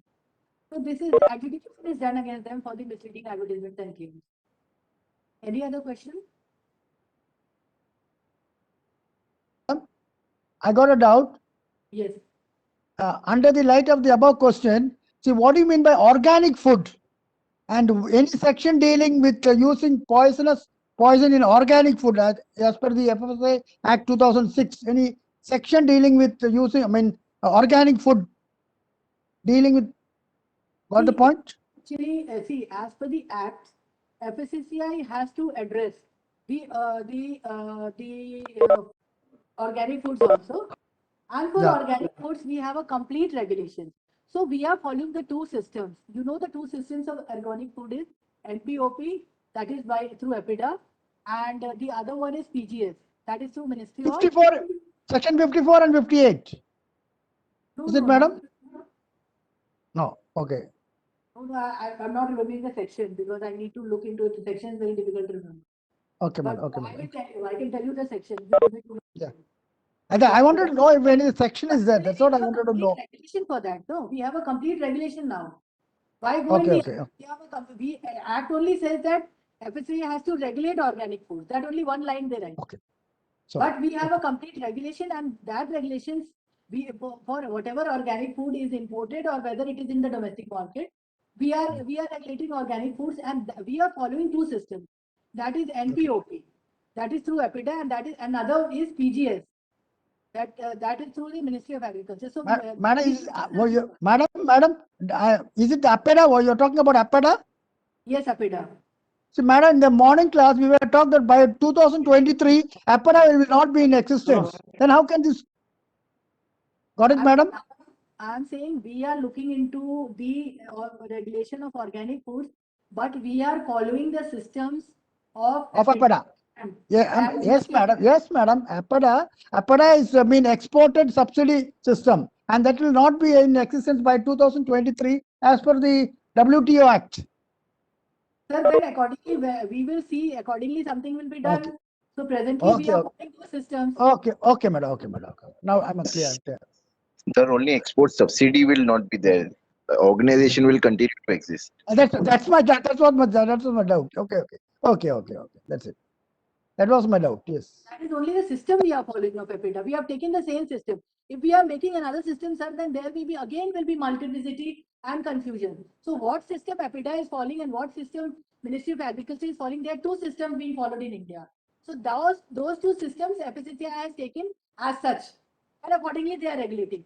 Apart from that, organic foods, as I've already told you, that Javik Bharat logo is mandatory on the food packets. Another thing is all the other label requirements as per the labeling and packaging regulations have to be followed. Everything has to be followed. Anything else?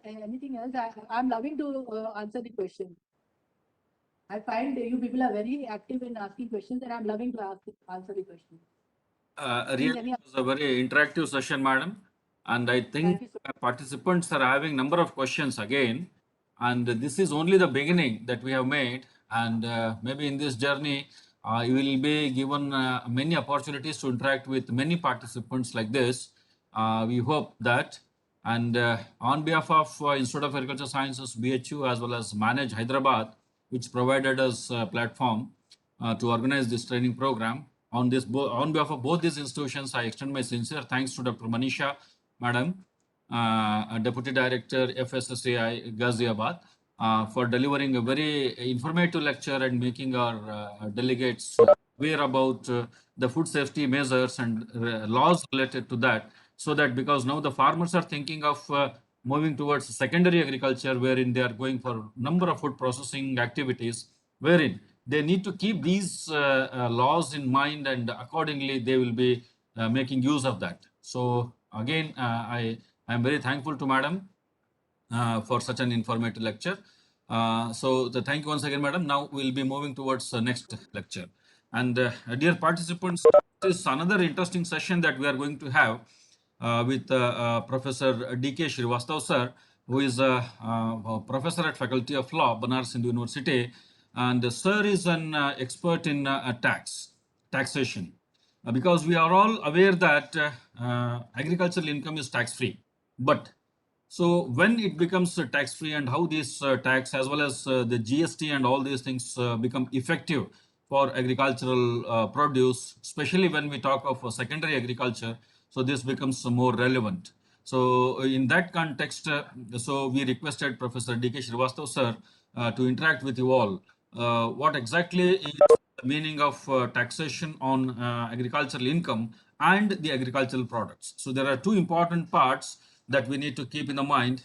So one is income from agriculture and income from agricultural products. So in both these things, so kind of taxation that we are going to face, and what kind of laws are there which deal with these processes. So that will be dealt by Professor D.K. Srivastav sir. Sir is having about 30 years of experience in teaching, and he has occupied, he has decorated many positions in the university in different capacities apart from a teacher in the Faculty of Law. So now I request Professor D.K. Srivastav sir to continue with this session. Okay, good afternoon to all of you. Am I audible? Yes, sir, you are audible, sir. Okay. So my topic of lecture is taxation of agricultural income and agricultural products. So we know that agriculture is the backbone of Indian economy.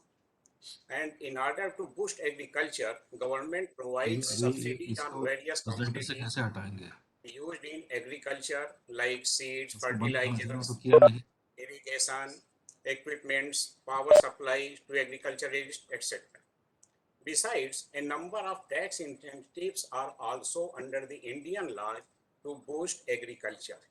One of the major tax incentives is that agricultural income is totally tax-free. However, many activities which people think that they are agricultural activities and income from arising from those activities will be agricultural income is not true. Like income from animal rearing, dairy products, poultry and fisheries. So although income arising from animal husbandry, dairy products, poultry and fishery are not considered as agricultural income, yet these products are regarded as farmers' produce and farming produce under the newly enacted laws, that is the newly enacted two farms laws. One is the FPPC Act and another is the FAPAFS Act. The full name of these acts are the Farmers Produce Trade and Commerce Promotion and Facilitation Act 2020 and the Farmers Empowerment and Protection Agreement on Price Assurance and Farm Services Act 2020. So in these two acts, the farmers produce and farming produce has been defined, and there the fisheries, etc., they come under the farmer produce and farming produce. So we shall see what is the impact of all these things. Then another thing is that under GST, goods and services tax, is not levied on these products as which are supplied in market, as these products have been kept under the category of exempted supplies. So although on the one hand, income from animal husbandry, dairy products, poultry farming, fisheries, etc., they are not regarded as agricultural income, but on the other hand, these are regarded as farming produce, and therefore they have been exempted from goods and services tax. But income tax will be levied on animal husbandry, etc. So now we shall see first of all taxation of agricultural income, and thereafter we shall go on the taxation of agricultural products. So agricultural income completely been exempted, we know, from income tax under section 10(1) of the Income Tax Act without any upper limit. It means that one may have any amount of agricultural income and he will not be liable for paying a single penny as a tax. So this is a great incentive for agriculture. However, if a person has agricultural income more than 5,000 rupees in a year and also income from any other sources other than agriculture exceeding the maximum exemption limit, which is presently 2,50,000 rupees, then agricultural income is added for determining the rate at which income other than agricultural income will be taxable.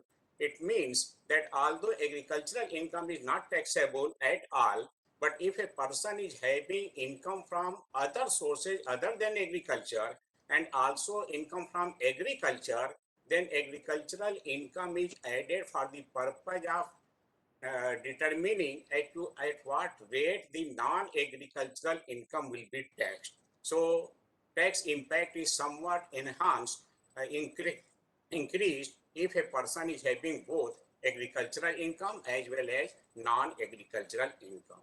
But if a person is having only agricultural income, then it is completely tax-free. Now, what is meant by agricultural income? Now, agricultural income is defined in the Income Tax Act as to mean any rent or revenue derived from land situated in India and is used for agricultural purposes. So, any rent or revenue, it may be rent or revenue. Actually, both the words have been used in the same sense nowadays, because previously when Jamidars were owning the land, then they were taking revenue, but here the word revenue is not used nowadays in the form of land revenue. So rent and revenue is the similar thing. So rent and revenue derived from land situated in India. It is necessary that the agricultural land must be situated in India and it should be used for agricultural purposes. Now we shall see what is meant by agricultural purposes, because many things people think that it is regarded as agriculture, but that is not regarded as agriculture. And rent or revenue derived, it means it is not necessary that the person should be involved in agricultural activities who is earning agricultural income. Even if a person is having land and he has let out his land to any other person for the purpose of doing agriculture, then that rent which is received from the lessor who has let out his agricultural land, that will also be considered as agricultural income, even though he is not involved at all in agricultural activities. So then any income derived from such land means which is situated in India and is used for agricultural purposes by agricultural operations, including such processing of agricultural produce. Now the person who is taking rent from the agricultural land, in his hand also the income will be agricultural income, and the person who is doing agricultural operation on the land and deriving income, that will also be regarded as agricultural income. And not only this, agricultural income includes any income by such processing of agricultural produce which is ordinarily employed by the agriculturalist. What is ordinarily implied? Because actually what happens that sometimes the agricultural produce which are harvested in that form, they cannot be sold in the market. Therefore, if any value of the agricultural produce is increased because of doing some processing, then also it will be agricultural income, provided that the processing should be such which is ordinarily employed by the farmers, by the agriculturalist, cultivators of the land. So if that processing is done, then even though the value is increased, that will also be agricultural income.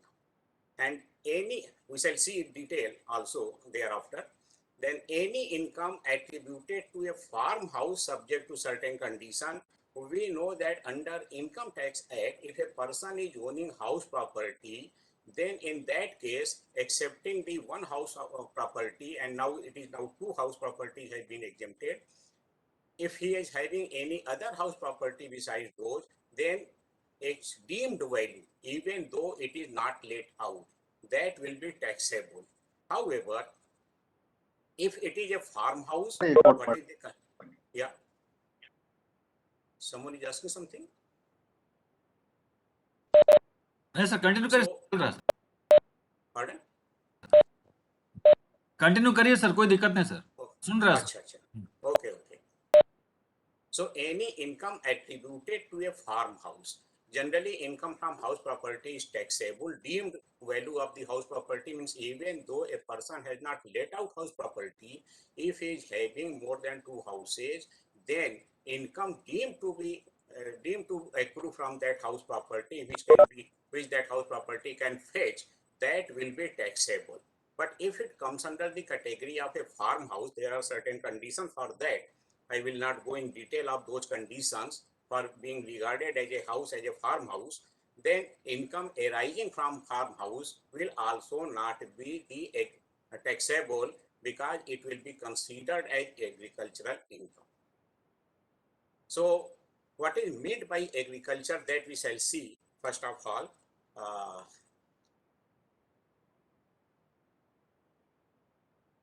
Thus, for treating income as agricultural income, the agricultural land must be situated in India. We have seen if the land is situated outside India, for example, person is, even though he is resident of India, but he is having his agricultural land in Nepal or in Sri Lanka, and he is deriving income from that agricultural land by way of rent or by way of agricultural operation or by sale of agricultural produce, the income will not be treated as agricultural income because the land is not situated in India. So land must be situated in India.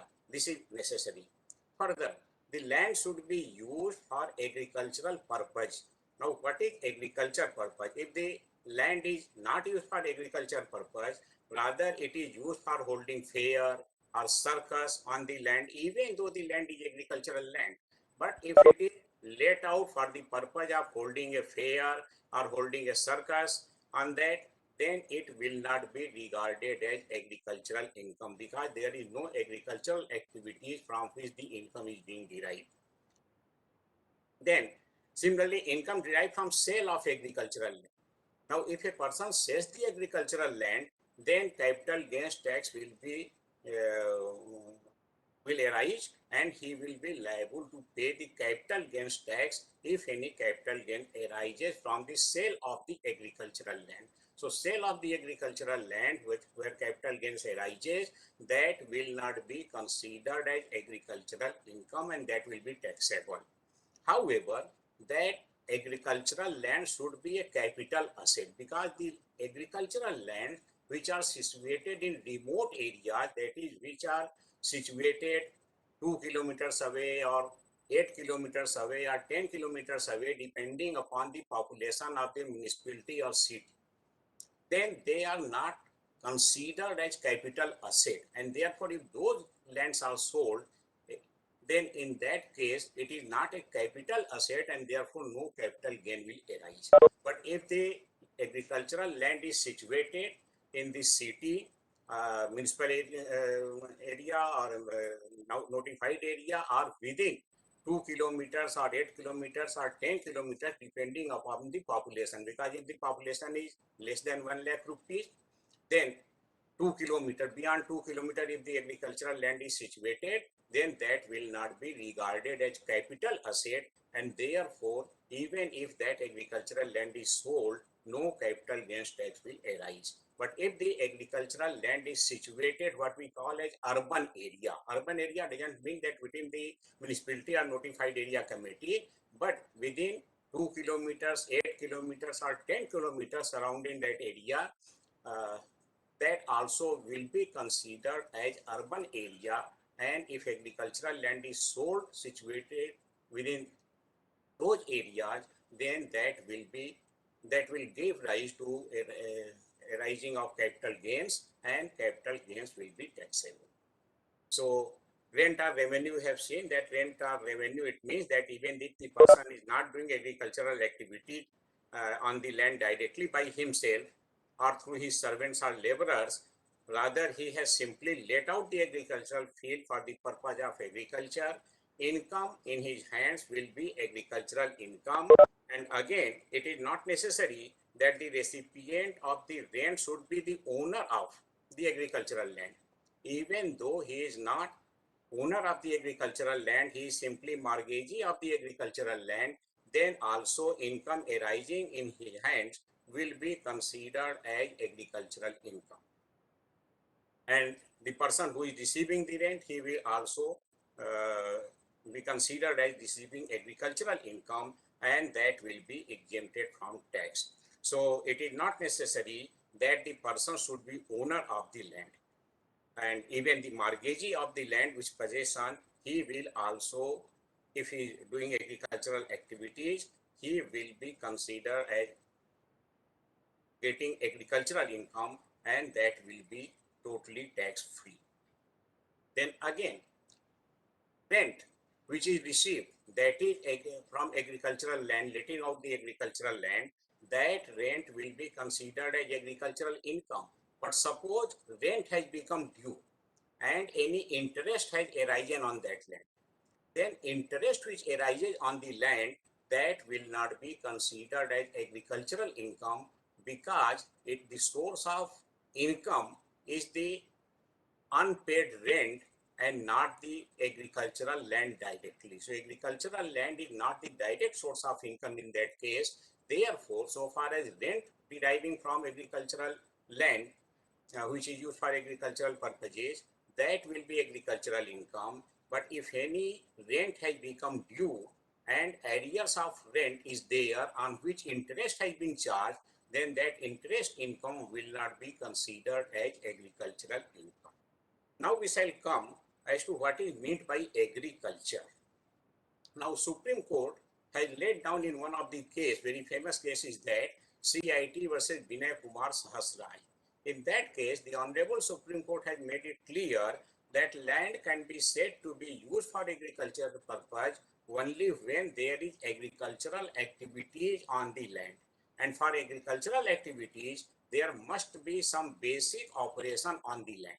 For example, tilling of the land, digging of the land, sowing seed on the land or plantation on the land. So all these things, basic, they are called as basic operation. Means some basic operations should be done on the land. If there is no basic operation done on the land, only spontaneous growth is there, then watering, digging soil around the spontaneous growth, pruning and cutting, preservation of plants from insects, pests and animals by themselves will not constitute agricultural income. So if a person takes the fruits of the spontaneous growth and sells them, for example, he collects fruits from the jungle, forest, he collects wood from the forest, which are of the spontaneous growth, then in that case, these activities will not be regarded as agricultural activities, because there is no basic operation. Even though he is watering those trees, he is pruning those trees, so all these things he is doing, but he will not be regarded as doing agriculture, because no basic operation has been made on the land. So any fruits of the spontaneous growth or any collecting and selling wood, leaves from the forest will not constitute agriculture.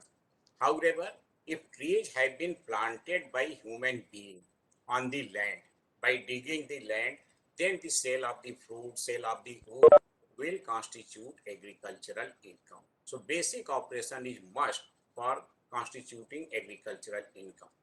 Now, one very controversial thing was as to whether a person who grows nursery.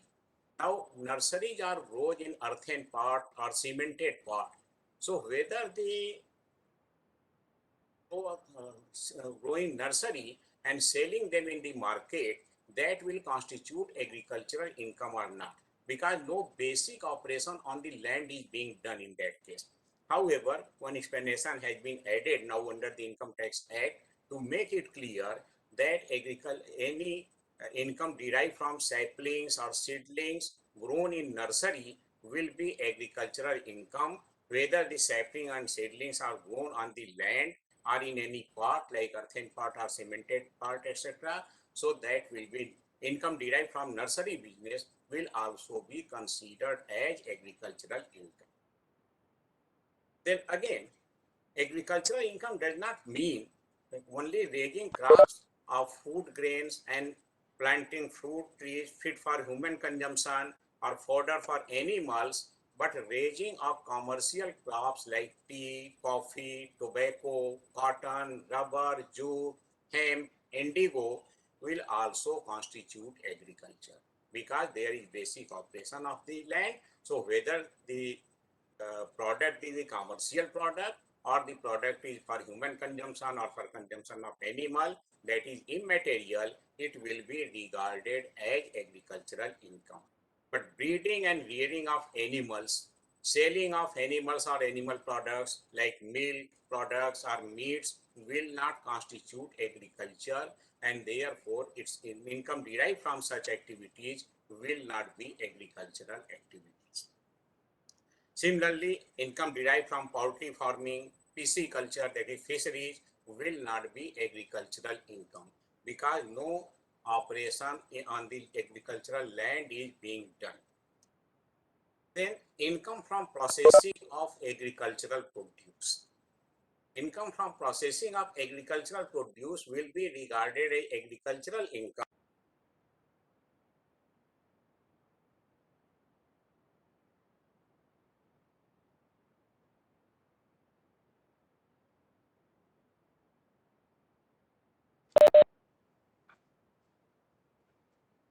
Sir unmute कर लिए sir अपने आप को, थोड़ा लगता है mute हो गया है।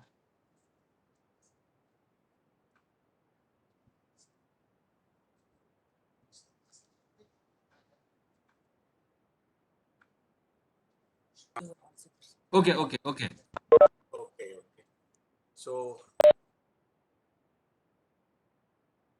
from when I have been muted, can you tell up to what extent I was being listened? Sir, agriculture produce, we started the point. Agricultural produce. So agricultural produce means that some basic operations should be there on the land. If basic operation is not there, only subsequent operations are done, then the income derived from such operations will not be agricultural income. For example, if spontaneous growth are there in the forest and fruits of the forest, trees of the forest, they are sold, then that will not be considered as agricultural income. But if basic operation is done on the land, then thereafter, whatever subsequent operations are done, they will also be regarded as integrated activity of agriculture, and that will be agricultural income. Secondly, any income derived from the processing of the agricultural produce. Now, sometimes the agricultural produce are not marketable in the stage in which it is harvested. Some operations are done, some processing are to be done, then only it will be able to be marketable. For example, when wheat is produced, then threshing is necessary so that the ista and wheat can be separated. So this is ordinary process which is implied by the agriculturalist, and therefore any income derived from such process will also be known as agricultural income. That will also constitute part of agricultural income. But the processing should be ordinarily implied by the agriculturalist. For example, threshing, cleaning, winnowing, crushing, decanting, boiling, etc. So what is whether the process is ordinarily implied by the cultivators, agriculturalist or not, it will depend upon the facts and circumstances of each case. For example, if there is ready market for sugar cane, then making good or jaggery from the sugar cane, that will not constitute agricultural income. But if there is no market for sugar cane, then in that case, making of jaggery will also constitute agricultural income. But if the processing is such which is not ordinarily implied by the agriculturalist, then income will be bifurcated.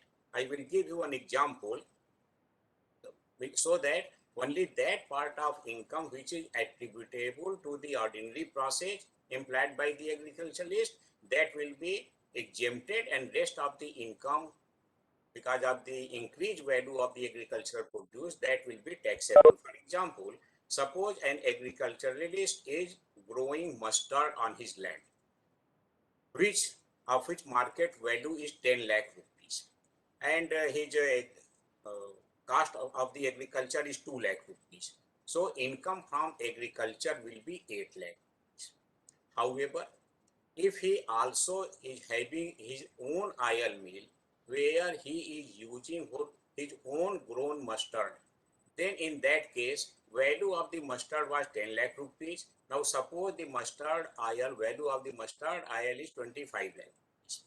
Then from 25 lakh rupees, 10 lakh rupees will be deducted, and 15 lakh rupees will be non-agricultural part. Out of 15 lakh rupees, suppose 9 lakh rupees is his manufacturing expenses, manufacturing and labor expenses in manufacturing the mustard oil.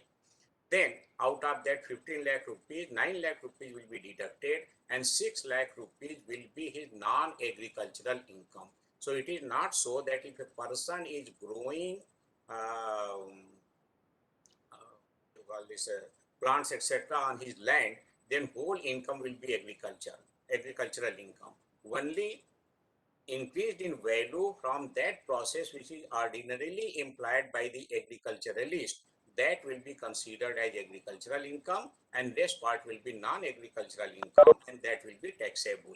And we have seen already that if a person is having non-agricultural income also, then for determining the rate at which his non-agricultural income will be taxable, agricultural income is also taken into account, but income will be taxable only non-agricultural income. The rate will be increased on that. Then taxation of agricultural produce. Now we shall see. This was with regard to the taxation of agricultural income. Now taxes which are imposed on manufacture, sale, export, import, etc., import or supply of goods or services are known as indirect taxes. Most of the indirect taxes which were previously being levied prior to 1st July 2017 have been subsumed under the goods and services tax with effect from 1st July 2017 after commencement of the goods and services tax in the country. Now, the taxable event in the goods and services tax is the supply of goods or supply of services. Taxable event means, for example, when excise duty was being levied, then taxable event was manufacture or production of the goods. So, similarly, under the Goods and Services Tax Act, the taxable event is the supply of goods, and supply of goods has been defined as including sale, transfer, barter, exchange, etc. of the goods also. So sale of the goods here will not be now regarded as sale of goods, rather it will be considered as supply of goods. Previously on sale of goods, sale tax was being levied, but now under the goods and services tax regime, no any tax is being levied on manufacture, production, etc. of the goods, except the petroleum products, etc., which are exempted from, which are outside the GST regime. No tax will be levied on the manufacture and products, production or sale. Rather, it will be called as supply of goods when, and supply include the sale also. So it will be called as supply of goods, and on supply of goods, the GST will be applicable. So when agricultural produce are sold or any services are provided for agriculture, question arises whether or not the goods and services tax will be imposed on supply of such agricultural produce or supply of services to agricultural sector. So we shall consider it by dividing into two heads, namely supply of agricultural produce and supply of services to agricultural sector. So first of all, supply of agricultural produce. Now, so far as agricultural produce is concerned, agricultural produce has not been defined under the Goods and Services Tax Act. Goods and Services Tax Act means Central Goods and Services Tax Act, State Goods and Services Tax Act, IGST, Integrated Goods and Services Tax Act. So all these are there. So CGST, SGST both are levied simultaneously when the goods are sold intra-state. And when the goods are sold inter-state, then IGST is levied, which is name is Integrated Goods and Services Tax. It means what is the rate of CGST and SGST, both will be combined and that will be levied as IGST, Integrated Goods and Services Tax. So question arises as to whether when agriculturalist sells the goods or agricultural produce, when it is sold, whether goods and services tax will be levied or not. Now, the agricultural produce has not been defined in the Goods and Services Tax Act. We shall see here Central Goods and Services Tax Act only, because whatever definitions are there in CGST, same definition has been adopted in the State Goods and Services Tax Act. Even section numbers are also the same. So this agricultural produce has not been defined under the Goods and Services Tax Act, but agriculturalist has been defined in the CGST as well as SGST Act. It means an individual or a Hindu undivided family. So who is agriculturalist? An individual or a Hindu undivided family who undertakes cultivation of land by own labor or by the labor of family or by servants on wages payable in cash or kind, or by hired laborer under personal supervision or the personal supervision of any member of the family. It means only individual and Hindu undivided family will be considered as agriculturalist. And when an agriculturalist supplies his agricultural produce out of cultivation of land, then he is not liable for registration under the Central Goods and Services Tax Act or State Goods and Services Tax Act or under the IGST Act. He is not liable for registration and he is also not liable for payment of tax. So when agriculturalist supplies his agricultural produce, and who is agriculturalist? Any individual or any Hindu undivided family who himself undertakes the agricultural activities, or he takes the agricultural activity under the supervision by laborers, etc., under his own supervision. Then if he supplies the goods, he will not be liable for any amount of tax and agricultural. So only Hindu undivided family, etc. are there. If any company, any partnership firm or any limited liability firm or any other entity other than the individual or Hindu undivided family is doing agricultural activities, then we would be required to obtain registration under the GST Act if his threshold limit exceeds, that is 20 lakh rupees in some of the cases, in some of the cases 40 lakh rupees, in hilly state it is 10 lakh rupees, so that depends upon the threshold limit as to what is applicable to him. So if company etc. are there, they are producing the goods, agricultural goods. Now if company is involved, partnership firm is involved in agricultural activities, whatever income arises to the company, partnership firm, limited liability company, limited liability partnership firm, whatever it may be, that will be agricultural income and it will be totally exempted. It is not necessary that the person who is doing agriculture, he should be only the natural person or individuals. Even company etc. also can do agricultural activities through their labors, and that will also be exempted from income tax because that will be agricultural income. But if the same company, limited liability firm, etc., they sell the agricultural produce, and if that agricultural produce is taxable and its annual turnover is exceeding the threshold limit, then in that case, they will be taxable under the GST, Goods and Services Tax Act, but they will not be liable for tax so far as income they are deriving from agricultural activities. So all this is so what we call the agriculture. They are not agriculturalists, and therefore, if they are producing the agricultural goods and thereafter they are selling it, and if that agricultural goods is liable to tax, because most of the agricultural goods we shall see, they are not liable to GST. So GST, they are also exempted from Goods and Services Tax Act. So what is agricultural produce? Agricultural produce has not been defined in the Goods and Services Tax Act, but Central Goods and Services Tax Act had not defined this agricultural produce, but two notifications are there of the Ministry of Finance, Government of India, which defines agricultural produce as means uh, any produce out of cultivation of plants and rearing of all live forms of animals except rearing of horses for food, fiber, fuel, raw material or other single products on which either no further processing is done. So on the one hand, income from animal husbandry is not considered as agricultural income.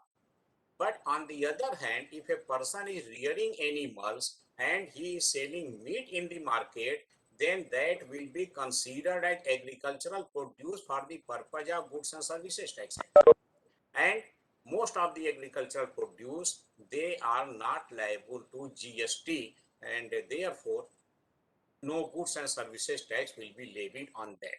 But if any agricultural produce is liable for Goods and Services Tax Act, then Goods and Services Tax, then if those goods are supplied, then Goods and Services Tax will be levied. But if agriculturalist supplies it, then again he will not be liable for payment of GST. Rather, the person who purchases it, he will be liable on reward charge basis. That is called as reward charge basis. Reward charge basis means that in most of the cases, the goods and services tax are payable by the uh, supplier of the goods. Means who is supplying the goods, he pays, he collects it of course from the customer, but he pays so far as payment to the government is concerned, GST is paid by the supplier of the tax and not by the recipient of the supplier of the goods, not by the recipient of the goods.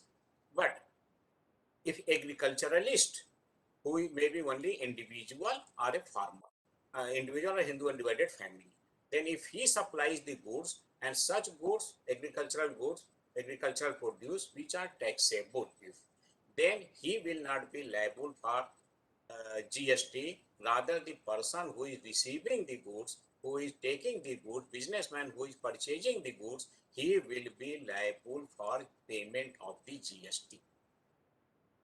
So although income arising from rearing and selling animals or animal products, income from fisheries, etc., are not considered as agricultural income, and such incomes are liable to income tax, but produce out of rearing animals, except the rearing horses, are considered as agricultural produce, and most of the agricultural produce have been declared as nil rated for the purpose of Goods and Services Tax, and as such exempted from levy of Goods and Services Tax on their supplies. For example, no goods and services tax are levied on supply of fruits and vegetables, cereals, meats and fishes, poultry, honey, fresh and pasteurized milk, curd, cheese, eggs, tea leaves, wood, coffee beans, ginger, turmeric, etc. So many of the goods are there which are agricultural produce and they have been exempted from levy of GST. And some of the agricultural produce, as I have told you, which are taxable under the Goods and Services Tax Act, if they are sold by the agriculturalist, then they will be taxable on reverse charge basis. That is, the person who purchases the goods, businessman who is receiving the goods from the agriculturalist, he will be liable to pay the goods and services tax, and not the agriculturalist himself who supplies the agricultural produce. Any question? For example, in case of supply of cashew nuts, bidi wrapper leaves, tendu leaves, which are called, tobacco leaves, raw cotton, If these things are supplied by the agriculturalist, on them GST will be levied, but GST will be levied on the purchaser of the goods and not on the supplier of the goods, that is seller of the goods, who is the agriculturalist. But if the company produces cotton and it sells it, then company will be liable to pay, because company is not agriculturalist. Agriculturalist may be only under the GST Act, may be only the Hindu undivided family or individuals, means natural persons. Then thereafter, services to agricultural sector. Similarly, all the services related to agriculture, such as harvesting, cultivation, supply of agricultural produce, packaging and warehousing of agricultural produce, renting or leasing of machinery for agriculture, services provided by a commission agent or the agricultural produce marketing committee or board for buying and selling agricultural produce, etc. These are rendering the services, but they are exempted from goods and services tax. So whatever services are supplied to the agricultural sector, they are also exempted from levy of the tax. So we may say that agricultural income is fully exempted from income tax, and supplies of most of the agricultural products are also exempted from levy of goods and services tax. Supply of the agricultural implements which are manually operated or animal driven are also fully exempted from levy of goods and services tax. This is a great incentive for agriculture and to the persons involved in agricultural sector. So this we have seen, and thereafter I have also covered what is the impact of new farmers legislation on agricultural sector, but that will take much time, and I think I have given time only 3 to 4:30. So it is already 4:90, 19 minutes past 4. So if you have any question regarding taxation of agricultural income and agricultural produce, you may ask here, because that part we shall not cover. There is no sufficient time for that. So impact of new farmers legislation on agricultural sector, that will require another lecture. Any question regarding? Good evening, sir. This is Manish Mulani. Yeah. Sir, first point that you explained, that if a person, individual person, if a person or a company has agriculture income plus other income. So for the purpose of example, other income is 3 lakh rupees and agriculture income is 50,000 rupees. So Yeah. total income 350,000. So I'll be charged, what will be my taxable income? Actually, if you are having 3 lakh rupees income from non-agriculture sector, and Right. 50,000 total income is 3,50,000 rupees. Yes, sir. So basically what happens, if a person is earning income up to 5 lakh rupees, then he comes under the exemption limit, because what happens that whatever income is above 2 lakh 50,000 rupees, a kind of rebate is given, and therefore up to 5 lakh rupees you can say it is exempted. I will give you example. For example, suppose a person is having non-agricultural income 10 lakh rupees. Yes, sir. And he is having agricultural income, say 5 lakh rupees. One. Okay. So first of all, 10 lakh rupees and 5 lakh rupees, that will be added together. That will be 15 lakh rupees. And on that 15 lakh rupees, whatever tax liability will be there, that has to be calculated first. And thereafter, the 5 lakh rupees, which is the agricultural income, in that the exemption limit is to be added, that is 2 lakh 50,000 rupees. So 7 lakh 50,000 rupees. On that, what will be the income tax? That has to be computed. Then from the first one, the second one is to be deducted. That will be his actual tax liability. This is the formula which is applied for determining the rate. So the agriculture income is added only to determine whether the person is taxable or no, but the income is not charged as such. Yeah, agricultural income is not taxable. Only at Understood. what rate, under what rate non-agricultural income will be taxable. But that purpose, agricultural income is taken into consideration. Understood, sir. Sir, another example that you gave was of farmer growing mustard, wherein his revenue comes 10 lakhs and cost was 2 lakhs, and that 10 lakhs he's taking into his another unit and processing and generating 25 lakh rupees revenue. Yeah. So how is that, sir? Who will determine that the revenue of raw produce was 10 lakhs? Because there is no who does determine that? That will be determined because what is the market value of the mustard oil, and what is the market value of the mustard which has been used in for the production. Because basically, the person who is liable to pay income tax, he has to maintain the accounts. And if Yes, the sir. income tax officer will have any doubt that the account is not properly maintained or the value of the mustard has been shown much high, so that the profit from non-agricultural income will be reduced, then that will be the matter of investigation, and that will depend upon the income tax officer. Then disputes will arise, court will decide. Or if it is only the market value which has been taken by the person who is processing the mustard into mustard oil, then it's all right. So the best basically, practice would be to record it as per market value in the books of accounts. yeah. Understood. Thank you, sir. Okay, Sandhya. So I got a doubt, sir. I'm Ranjan Jacob, sir. Yeah. If paddy land kept fallow for more than 10 to 15 years and unsuitable for paddy cultivation, under which category does this land belong to? Does it belong to dry land, garden land, converted land, or paddy land?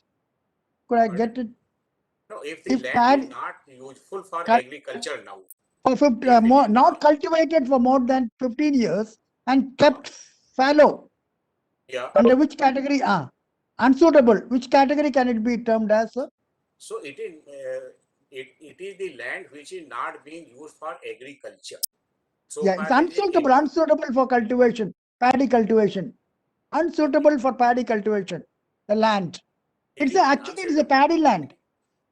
It is paddy land. Yeah. If you can Yeah. cultivate any other thing on that land other than paddy and you earn income from that, then that will also be exempted from income tax. But if you are using the land for any other purpose than agriculture, and we have seen the meaning of the agriculture, then for example, suppose you are using it for pisciculture, for fisheries, and now you are earning income not from paddy but from fisheries, then in that case it will not be agricultural income. Though selling the fish is exempted from GST, goods and services tax, but income will be taxable. Have you got the point? My question was not that, sir. My question was if paddy land is kept fallow for more than 10 to 15 years and unsuitable for paddy cultivation, and the land is paddy land. Okay, sir. But we are not no crops can be cultivated because so in that soil that be category, in which category can that be termed as? That's my question. If no cultivation can be done. You can say it in not agricultural land, but from taxation point of view, if you Yes, are sir. not earning income at all, then no Yeah. income tax will be levied. So since it was a paddy land long time back, What will be the category of the land that will depend upon the state legislation as to what the state legislature has decided for that. But we are concerned here with the taxation purpose, and if no income is being derived, no income tax will be levied. If income is derived from any other Rajanji, sir, may I intervene here? Sir, may I intervene here? Yeah, I'll just complete it, sir. This land was they was getting income long time back, 15 to 20 years back, but now not cultivated. That's the point. Yes, sir. Rajanji, may I intervene here? Your question has the answer. Your question has the answer. You are telling that earlier it was productive land, but now it is unproductive land. So that if it is so, then automatically it is categorized as land, and it is defined. So please let me complete. And it is defined by the state. Every state has a different classification, and it is defined by the state laws. So what we're discussing here with Professor D.K. Srivastava sir is the purpose of taxation, which income of agriculture comes under taxation. Okay. Yes, sir. Yeah. I got it. No, on contrary, on your point, I can say that suppose that the collector of the state says that paddy land is a dry land, then is that land taxable? That's my question. Got it? Now you got it. See, since it was because see, every state has got its own laws, and suppose that land is unsuitable for paddy cultivation as per the state legislative, and they termed it to be dry land for garden land. Will that be taxable? Land will be taxable. Yes. Sure. If state is having any taxation, because nowadays neither any kind of land revenue is being imposed, not any kind of income tax is being imposed by the states on agricultural income. States have got power to impose taxes on agricultural income, but no state is levying income tax on agricultural income. But so far as land is concerned, if it is not used for paddy and it is unsuitable for agricultural purposes, then if any action has to be taken with regard to that land, then that will depend upon the state legislation as to what state is having law with regard to that land. But so far as income tax purpose is concerned, if you are earning any income from that land, not doing agricultural activities, then it will be non-agricultural income.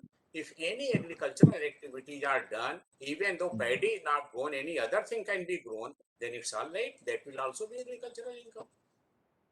Thank you, sir. Thank you, sir. Now I'm clear. Sir, I have a question on this. If I live in urban area and set up on my private owned land, I set up mushroom production. Yeah. So I'm doing. So is that an income arising from mushroom production? Is that taxable? Agricultural income, totally agricultural income. Understood, sir. Even if the land is situated in the heart of the city. Understood, But sir. if that land is sold, it will not be agricultural income. Correct, sir. That will become capital asset, like you mentioned. Yeah. Sir, one last question. With respect to indirect taxation, you applied that there is concept of agriculturist and companies and LLP partnership are different. But in case of direct taxation, all the laws are same, either for everyone. Yeah. Understood. Thank you, sir. Thank you, sir. Thank you, sir. Okay.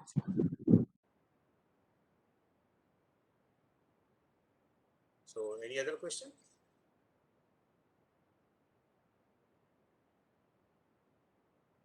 Sir, Yeah. Constable Dr. Deshmukh, Senior Scientist and Head from KVK Nanded, Maharashtra. Yeah. Sir, please, if possible, please share your PDF or any kind of literature for us. It will be very useful. Actually, I have not made it in the PDF form or in PowerPoint presentation form because that takes much time. So I have to write an article as I have been asked by the program arranger. So that article perhaps will be published, and there the impact of the new farm legislation is also discussed, and some amendments are some corrections are to be made or some modifications are to be made, we say, and the taxation of agricultural income and agricultural produce, that will also be there. So perhaps it will be published in book form, and that may be useful to you. So that can be given. I got one more doubt, sir. I got one more last doubt, sir. Am I audible? Sir, is this income tax people, are they eligible for subsidy? Government subsidies? Yeah, farmers are available. Farmers are entitled for that. Because Even there though they are got so agriculture many, income. there are so many kinds of subsidies which are given by the government to the farmers, agriculturalists. But when the agricultural land is let out, which is generally prohibited by the state legislatures, legislations, that no person can let out his agricultural land. He can do agricultural activity with the help of the laborers, etc. But he letting out of the agricultural land is mostly prohibited by all these states. However, by informal agreement, letting out of the agricultural land is still continuing, which is called like batai, or another term is used for that, batai or share. Garden land, converted land, No, or not paddy garden land, land. It is wetland, batai or theka. Because sometimes person give it on the theka that this much in money has to be given value to me, whether you are producing anything or not. That is called as theka. And Okay. batai means that some share of the crops the person takes. So now it is prohibited by most of the states that you cannot let out agricultural land. Of course, if income is arising from letting out of agricultural land, it will be agricultural income. That is there in the definition of the agricultural income. But letting out is prohibited. So what is the harm because of that? The person who is the lessee of the land, he does not get any kind of subsidies, etc., which is provided to the farmer. Even he is not entitled for the minimum support price. These are the drawbacks, and under the new farm legislation, that drawback has been removed. And sharecroppers has, but that is not implemented still because of the order of the Supreme Court.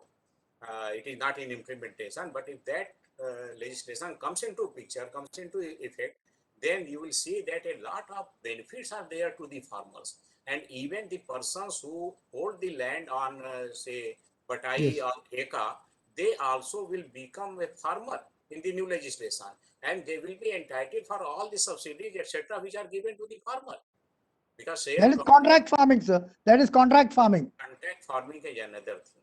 That should Yeah. not be confused with it. Contact farming, people are fearing that the big companies will come and they will start cultivation of the land, and farmers will be in the side back and they will receive only what the theka persons are receiving, giving the land on theka they are receiving. That is not the contact farming here, which is contemplated by the agricultural farm legislation. Contact farming here means that an agreement will be made by the person who is considered as the maybe company or whatever. So what produce they want? For example, suppose a person has to make ketchup, tomato sauce. Yes. Now that company will contract with the agriculturalist, make agreement with the agriculturalist to grow tomato. Okay. So whole tomato which will be grown by the agriculturalist, that will be purchased by the that company. Yeah. Yes, sir. And this price will be fixed earlier at the Yes, time sir. of making the agreement, that I will Yes, sir. purchase the tomato at this price. So Yes, sir. market is available at the time of starting the agriculture itself. Yes, sir. So what will happen nowadays? Most of the farmers, they are growing wheats or paddy or traditional crops, and there are a lot of other kinds of crops for which demand is there in the company, but they are not doing that. And when there is overproduction of the wheat or paddy, etc., then farmers do not get sufficient price for that. Now what will happen when the company will come? They will not take the land on theka. They will Yes. only make an agreement that you produce this very goods, and Yes. I will purchase the whole of this much amount of the goods from you. So No, sir, by but that is not the problem, sir. But when the company comes, if our product is not up to that standard, that grade, they will not take. Then we are again on suffering with of that quality. Suppose if they want the good quality size and that is not up to that mark, they should supervise that the quality product is there. that is up to their point. But we are sufferers, the farmers. Okay, If okay, agreement is there and okay, produce is there, they cannot okay, deny it to them, because agreement is okay, there, agreement will be enforced. The dispute okay, resolution provision is also there under the act. okay. Understood, sir. Understood, sir. Yes, sir. Yes, sir. Thank you, sir. Thank you, sir. So should I leave? Conclude, sir. So I have already concluded that so far as the taxation of agricultural income is concerned and agricultural produce, that we have already seen, and impact of the new farm legislation, that will require a full lecture of 1.5 hours. So that will be given in the article which I will give for publication. Okay. So may I bid goodbye to all of you?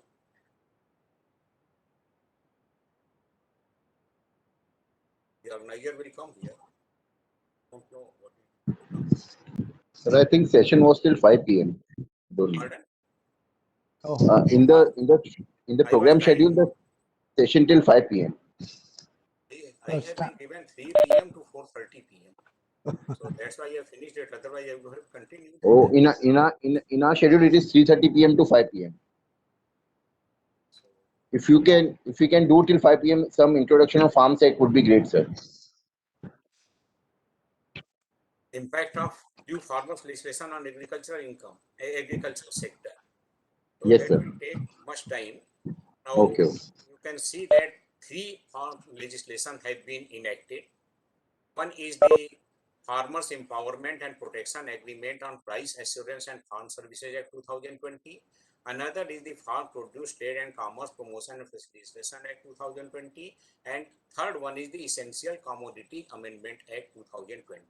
In Essential Commodities Amendment has been made only for the purpose that there should not be regulation of the stock limit.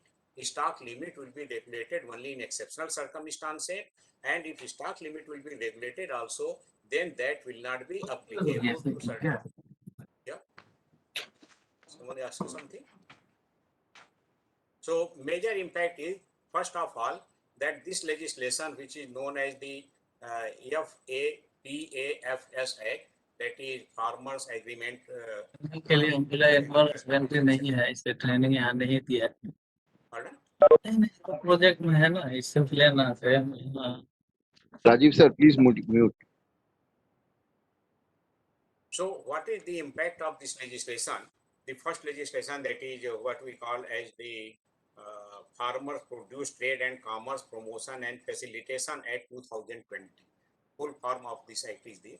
Now here main thing is that contact farming has been allowed, but this contact farming is not the contact farming or agreement similar or identical to that of the agreement of Theka or Batai. In agreement of Theka or Batai, the farmer lets out his land to another person who agrees to pay a certain fixed amount of money at a periodic interval or certain share of crops as rent. In Theka or Batai agreement, the lessor of the land disassociates himself from agricultural activities, and he only gets the rent in form of money or share of crops.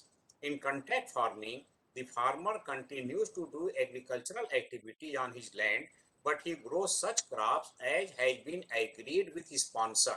And sponsor may be company or individual, anybody can be sponsor. So his sponsor agrees to purchase the crops on a predetermined price.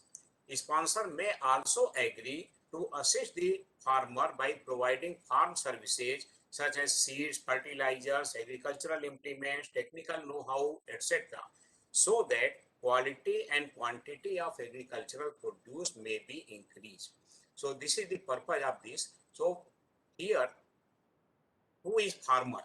First of all, farmer means here under the act, individual engaged in the production of farming produce by self or higher labor or otherwise. Individual has been regarded as farmer.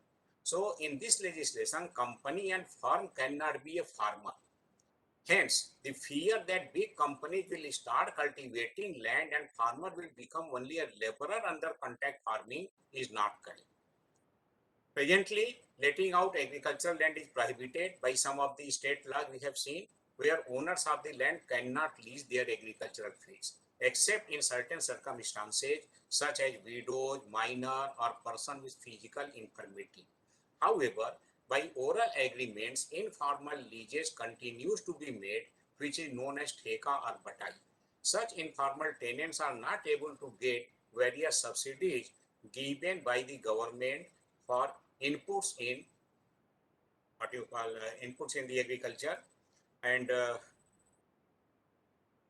agriculture sector, and also the minimum support price for which only the owner of the land is entitled. Now, under the farming agreement, this FSSAI Act, those who are involved in agriculture as lessees under informal lease agreements on Theka or Batai will also be treated as farmers, as they are engaged in the production of farming produce and they have been identified under this act as a sharecropper. So they have been recognized as the sharecroppers under the new legislation. Thus, the sharecropper being treated as farmer will be entitled to all the subsidies on the inputs which are provided by the government for the farmers, and he may also make a farming agreement with a sponsor just like owner of the land for selling his farming produces. So this is the benefit of the act. The act also protects the rights of the sharecropper, as the farmer means owner of the land cannot make any agreement which is in derogation to any rights of a sharecropper. So now the sharecropper, they have been recognized by this legislation, and sharecropper has also been given due dignity. They will be regarded as farmer producing the farming produce. Then there are certain other fears in the mind of the farmers that while farming agreements in contract farming, they will lose their rights over the land. And company will come and they will own the land or take the land on lease and they will start farming. This is not so. The farmers also have fear that once a contract is made, they will also lose their rights on the produces and they have to sell their whole produce to the sponsor. However, both of these fears are baseless, because someone was one day I was looking at the TV, so someone was discussing that when the company will come in the form of a sponsor, then suppose a person is growing sugar cane. Now whole agreement of the sugar cane will be there, and he cannot take single sugar cane from his field for his family purpose. So that is also not there. So that should be made clear to the farmers that both these fears are baseless, and the legislation clearly provides that farming agreement will not be for any transfer by way of sale, lease, and mortgage of the premises of the farm. So this has been prohibited. Further, another thing is explanation 1 to section 2G clearly provides that ownership of the commodity remains with the farmer during production, and he gets price of the produce on its delivery according to the agreed terms of the sponsor. So to say that he will not be able to take a sugar cane from his field, that is totally false, and he will remain the owner of a produce till he sells that produce to the company, and whatever produce he will sell them to the company on the agreed price, agreed rate of price, he will get it. So this is the thing. So neither the farm will be taken by the companies nor the agricultural produce. All of the agricultural produce will be that of the company. They will not be the owner unless the agricultural produce is sold by the farmer to the sponsor. And farming agreement may be a trade and commerce agreement or a production agreement or a combination of both. Under the trade and commerce agreement, the sponsor agrees to purchase the farming produce on agreed price, and under the production agreement, the sponsor agrees to provide farm services fully or partially and bear the risk of output, but agrees to make payment to the farmer for services rendered by such farmer. So if the farmer wants to produce himself by himself, he can produce the goods by himself, agricultural farming produce by himself. Or if he wants that seed, etc., farming services, etc., should be provided by the sponsor, then he may ask the sponsor, he may make the agreement for that also, that production agreement will be there, and in that case, the whole risk of production will go to the sponsor, and the farmer will get whatever. A doubt, sir. I got a doubt. So that Yeah. so then the farmer has to cultivate what the sponsor says, not according to his will. Yeah, Am I that is right? there. That is there under the agreement. Because what will happen that by that way the farmer will get a market already agreed. He will be assured that when he will make the product, produce the farming produce, there is a purchaser for that. Presently, what is there? He does not know where he has to sell his produce. Whether that price will be taken by him or not, that price will he get or not, he is not sure. Then how can it be for cocoa and products like it? The product will be given only after 4 to 5 years. Can the agreement be leased up to 5 to more than 5 years? Agreement is generally for 5 years unless Yeah. the product For cycle is that. the coconut rubber yields only after the 6th and 7th year. Even the Yeah. rubber. Then how So can that be included in this contract farming? So that will be means if the product cycle is more than 5 years, then Yes, in sir. that case agreement may be for more than 5 years. Otherwise, agreement will be only maximum for 5 years. Okay. Thank you, sir. Thank you, sir. So should I continue it? Yes, sir. Yes, sir. Continue, sir. So to raise agreed farming produce by his own labor and techniques, or he may also get the assistance of farm services from the sponsor. So if the farmer himself is not capable to use modern seeds, agrochemicals, technology, etc. in the farming due to lack of money, he may agree for farm services with the sponsor. So what will be there, that he will only take his remuneration, he will agree for his remuneration, and the whole risk will be borne by the sponsor regarding the produce, and he will provide the farm services also, and after the produce is ready, he will purchase it. So there will be a market for the farmer assured market that this product will be sold at this particular rate, which is agreed at the time of producing the goods. So this certainly will help the farmers on the one hand to increase production, and on the other hand to produce only those farming produces for which there is demand from the sponsors.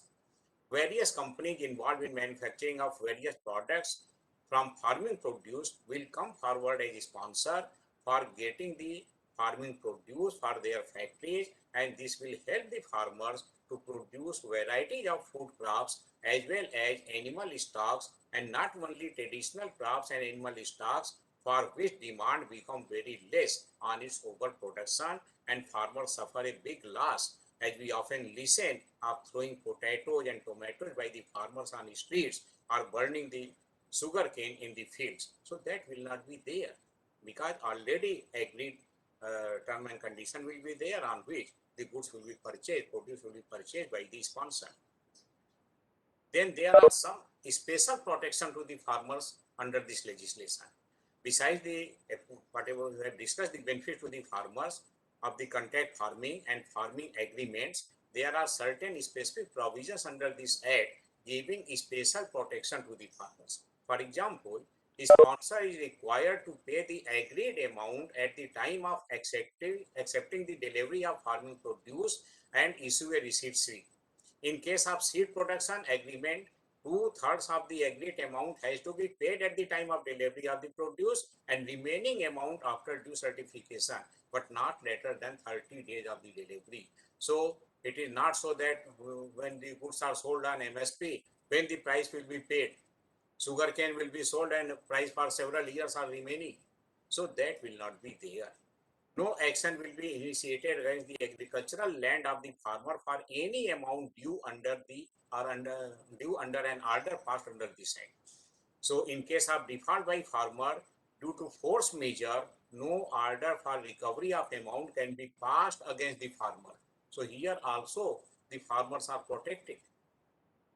Provision is also for insurance to ensure risk mitigation under section 9 of the act. So if the company will come under the agreement, they may also take the insurance, so that there will not be loss to the farmers and to the companies. So this is benefit of this new farms legislation, which is FAPA FSSAI. Then what is the tax implication on this? Income in the hands of his sponsor from selling the agricultural produce received by him under the farming agreements will not be an agricultural income, because the sponsor does not get any rent or revenue from the agricultural land.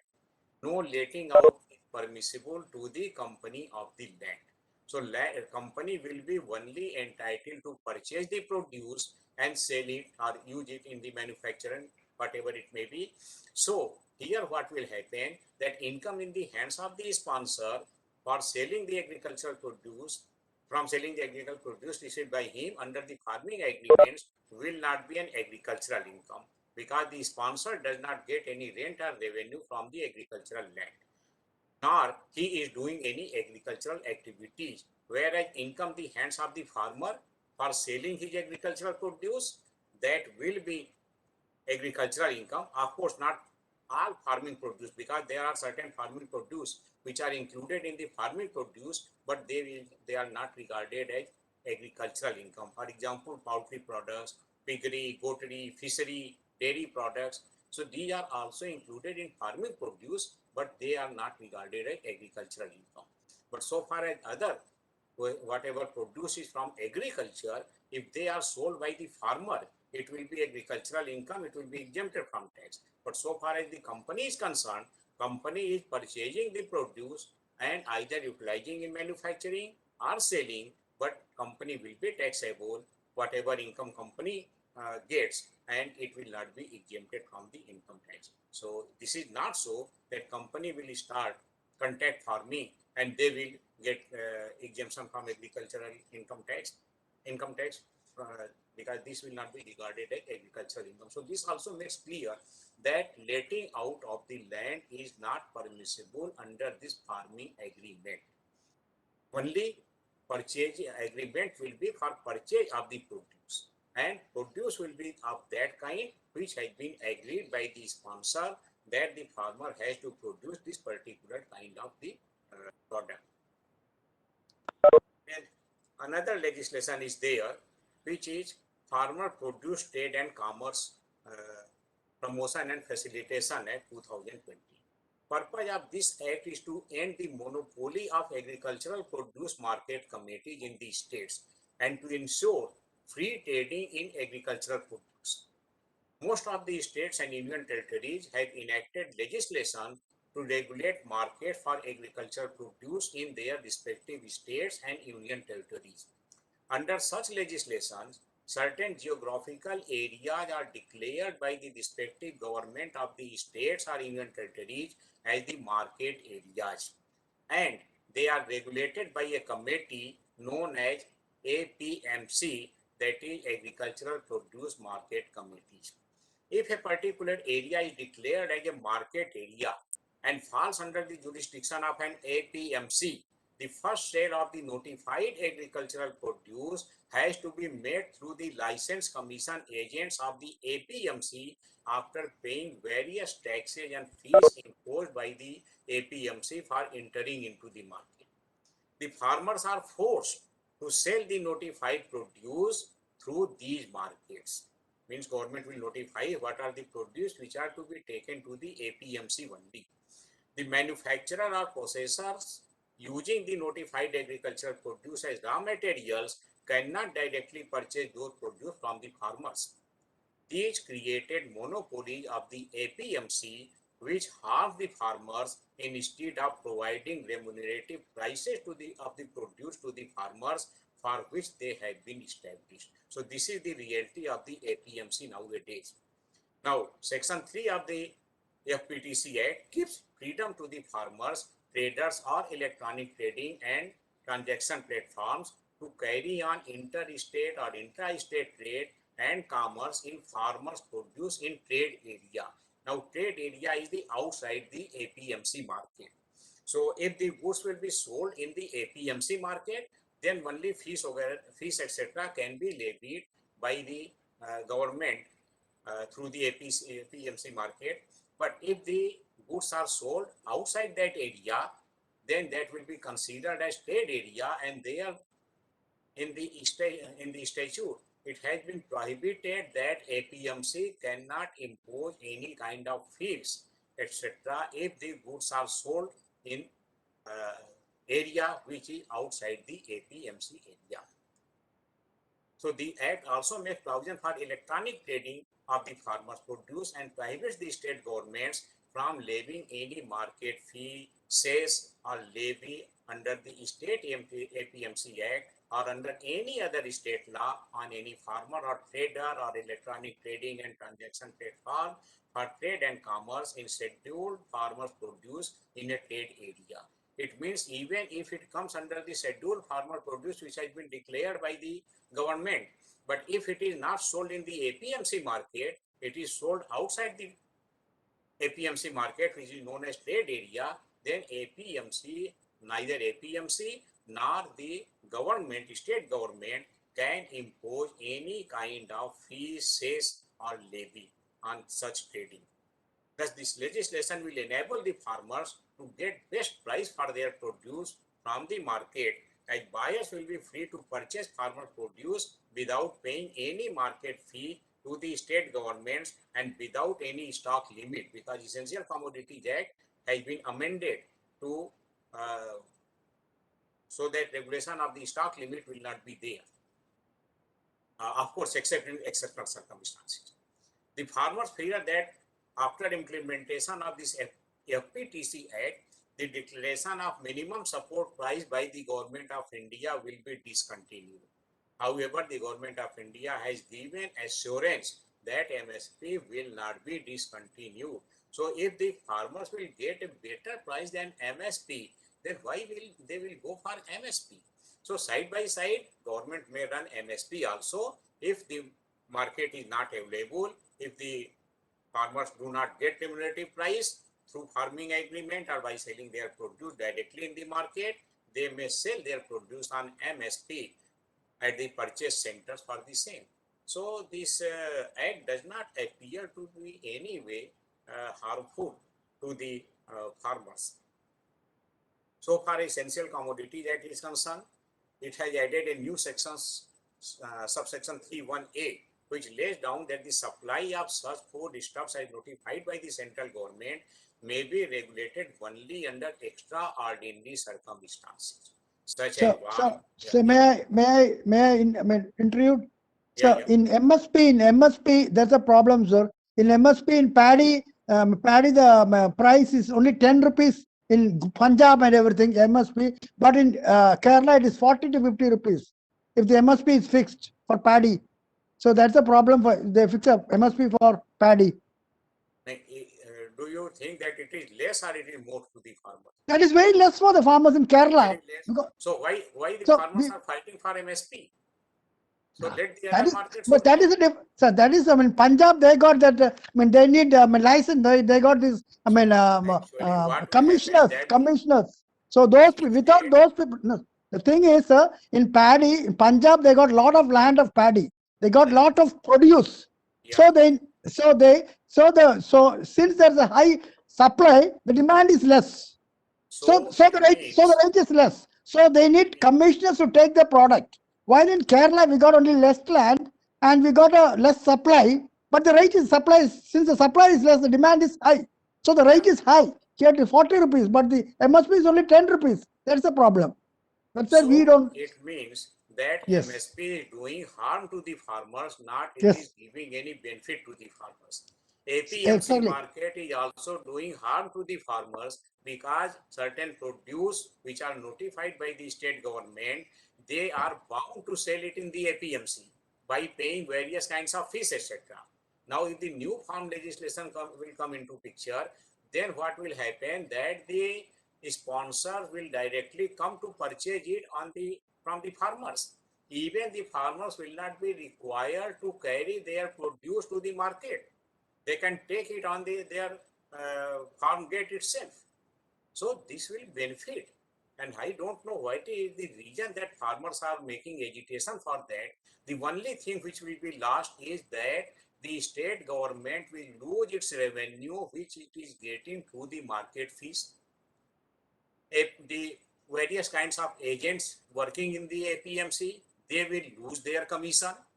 But so far as farmers are concerned, they will get a better remunerative price if new legislation will come into force.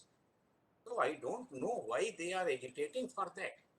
And under the Essential Commodities Act, the stock limit has also been deregulated. So what will happen that the processors will not fear, manufacturer will not fear that they cannot keep this much stock of the goods which has been notified. Now they can keep it and they can manufacture easily the goods. So demand will be there of the goods and farmers will get a remunerative price for that. So this is the benefit of the new farm legislation. So deregulation of stock limit of agricultural produce will enable the processor and exporters, because so far as stock limit is concerned, that will not apply to the exporters and to the processors of the goods. Of course, processors of goods cannot stock the goods more than their capacity to process. So far as exporter is concerned, there is no any stock limit to the exporters. So export will be there where there is demand for the paddy or etc. As you have said, the persons who will purchase the produce, they will sell it there. Interstate commerce, intra-state commerce, all will be there. Electronic trading will be there. So there will be easy market for the farmers, and farmers can get their remunerative price for their goods. Otherwise, what we will saying that in Punjab they are not getting remunerative price for their paddy. Yeah, very. Yeah. Yeah. So that will not be there if the new legislation will come into picture. But Supreme Court has stayed the enforcement of the new legislation because of the farmer limitations. Anyway, let us Sir, see. I would like to add, with the new legislation, none Yeah. of the old laws are getting changed. So farmers can still continue not to go into contract farming, still continue to do the individual farming, still continue to go to APMCs. They So give there the is option. They so give there the is nothing option. for Either go to contract farming or the other. That's what there I is mean. nothing farmer to fear. That's what I wanted to support third statement. Yeah. It is option to the farmer Farmer. because Yeah. contract farming is not compulsory. Yes, If sir. the farmer, if the company will come, he will give the farmer remunerative price.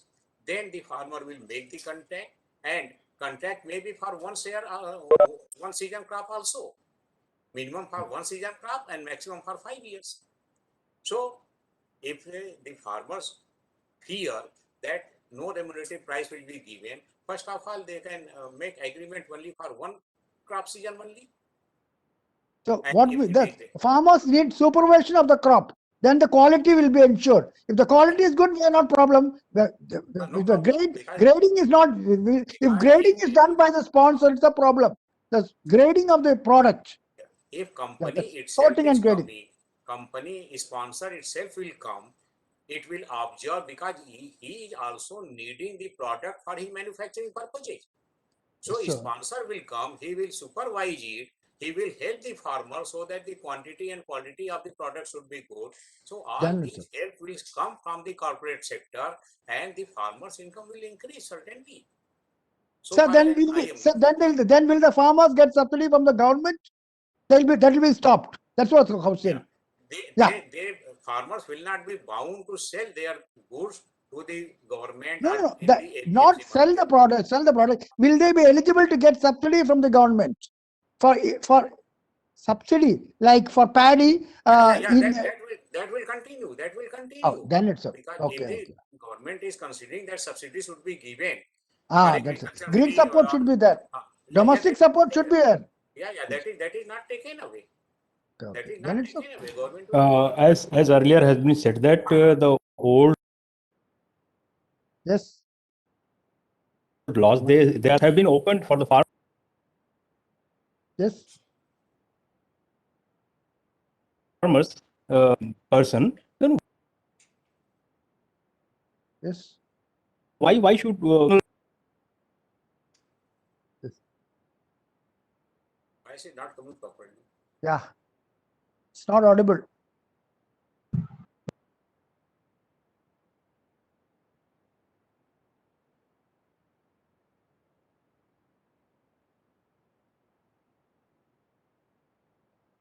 Is any problem?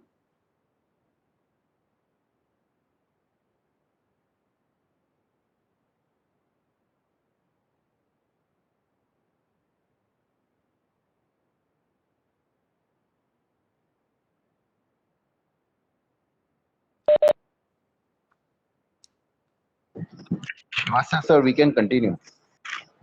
Yes, sir, we can continue. Okay. So we have seen that the Essential Commodity Act in that amendment has been made, and now the order for regulating stock limit will not apply to the processor or value chain participant of agricultural produce if the stock limit does not exceed the ceiling of the installed capacity. And so far as exporter is concerned, there is no stock limit then. Then the deregulation of stock limit of agricultural produce will enable the processors and exporters of agricultural produce to purchase the agricultural produce in bulk quantity, and the farmers will get a better price for their produce. So this is also one of the benefit. So we have in nut and shell discussed the benefits of the two legislation, all the three legislation, farmer legislation. So we may conclude that non-taxation of agricultural income and no levy of goods and services tax on most of the agricultural produces are great incentives to the farmers of our country. Still, a survey shows that farming is not considered an appealing profession by the farmers.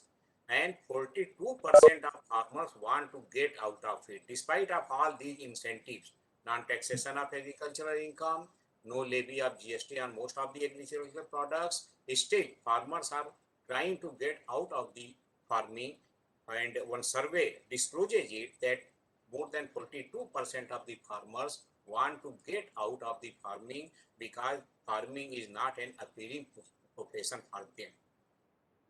So this shows that a lot is still to be done so that farming should become an attractive profession. And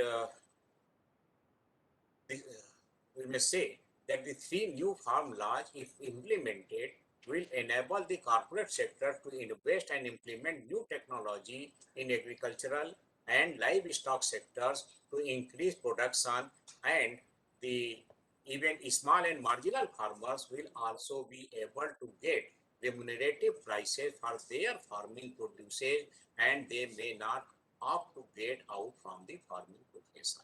So I think I see only benefits in the new the 3 farm legislation, and I don't think that any kind of disadvantage is there of this farm legislation if they are implemented and they come into force. So this is my concluding remark with regard to the legislations. Thank you, sir, for the wonderful session. Thank you. Thank you, sir. So if other participants, if you have any questions, so now you are welcome. Okay, then if there are no questions, I extend my sincere thanks to Professor D.K. Srivastava, sir, for enlightening us on various issues associated with the taxation on agricultural income as well as the agricultural products. And also he made an attempt to make us aware about the recent farm acts. And for the information of all participants, we have an exclusive session on this tomorrow by Professor M.G. Chandrakant, who is going to deliver on all the Farm Acts as well as some issues associated with the Cooperative Societies Act also. And tomorrow we are going to begin with the session by Dr. Rajnikant, who is a Padma Shri awardee for his great work related to geographic indicators and how the economies of the farmers as well as the artisans are improving just by getting GI. He is going to explain his experiences with the farmers. Then the second lecture will be on Farm Reforms Acts, the recent Farm Acts that we'll be discussing. And the third lecture is on patent and trademark related acts with reference to the agriculture and the farmers. And the fourth lecture is on licensing procedures for various agro-based enterprises with a special reference to Uttar Pradesh. And let us see how the session is going to be. So tomorrow we have a wonderful discussion, means sessions, 4 sessions, beautifully means by senior professionals. I hope with this again, I once again thank Dr. Srivastava sir for sparing his valuable time for this session. And we'll be meeting again at 10 a.m. tomorrow. I request participants to log on at least 5 minutes before so that we can start the session exactly at 10 a.m. Thank you. Thank you, one and Okay, sir. thank you, sir. I also thank you for Thank you, sir. Thank you. giving me opportunity to present myself. Thank you. Thank you, sir. Thank you. Thank you. Acha, sir. Namaskar, sir. Namaskar. Thank you, sir. Thank you, Jimmy, sir. ये camera off कर लीजिए भैया।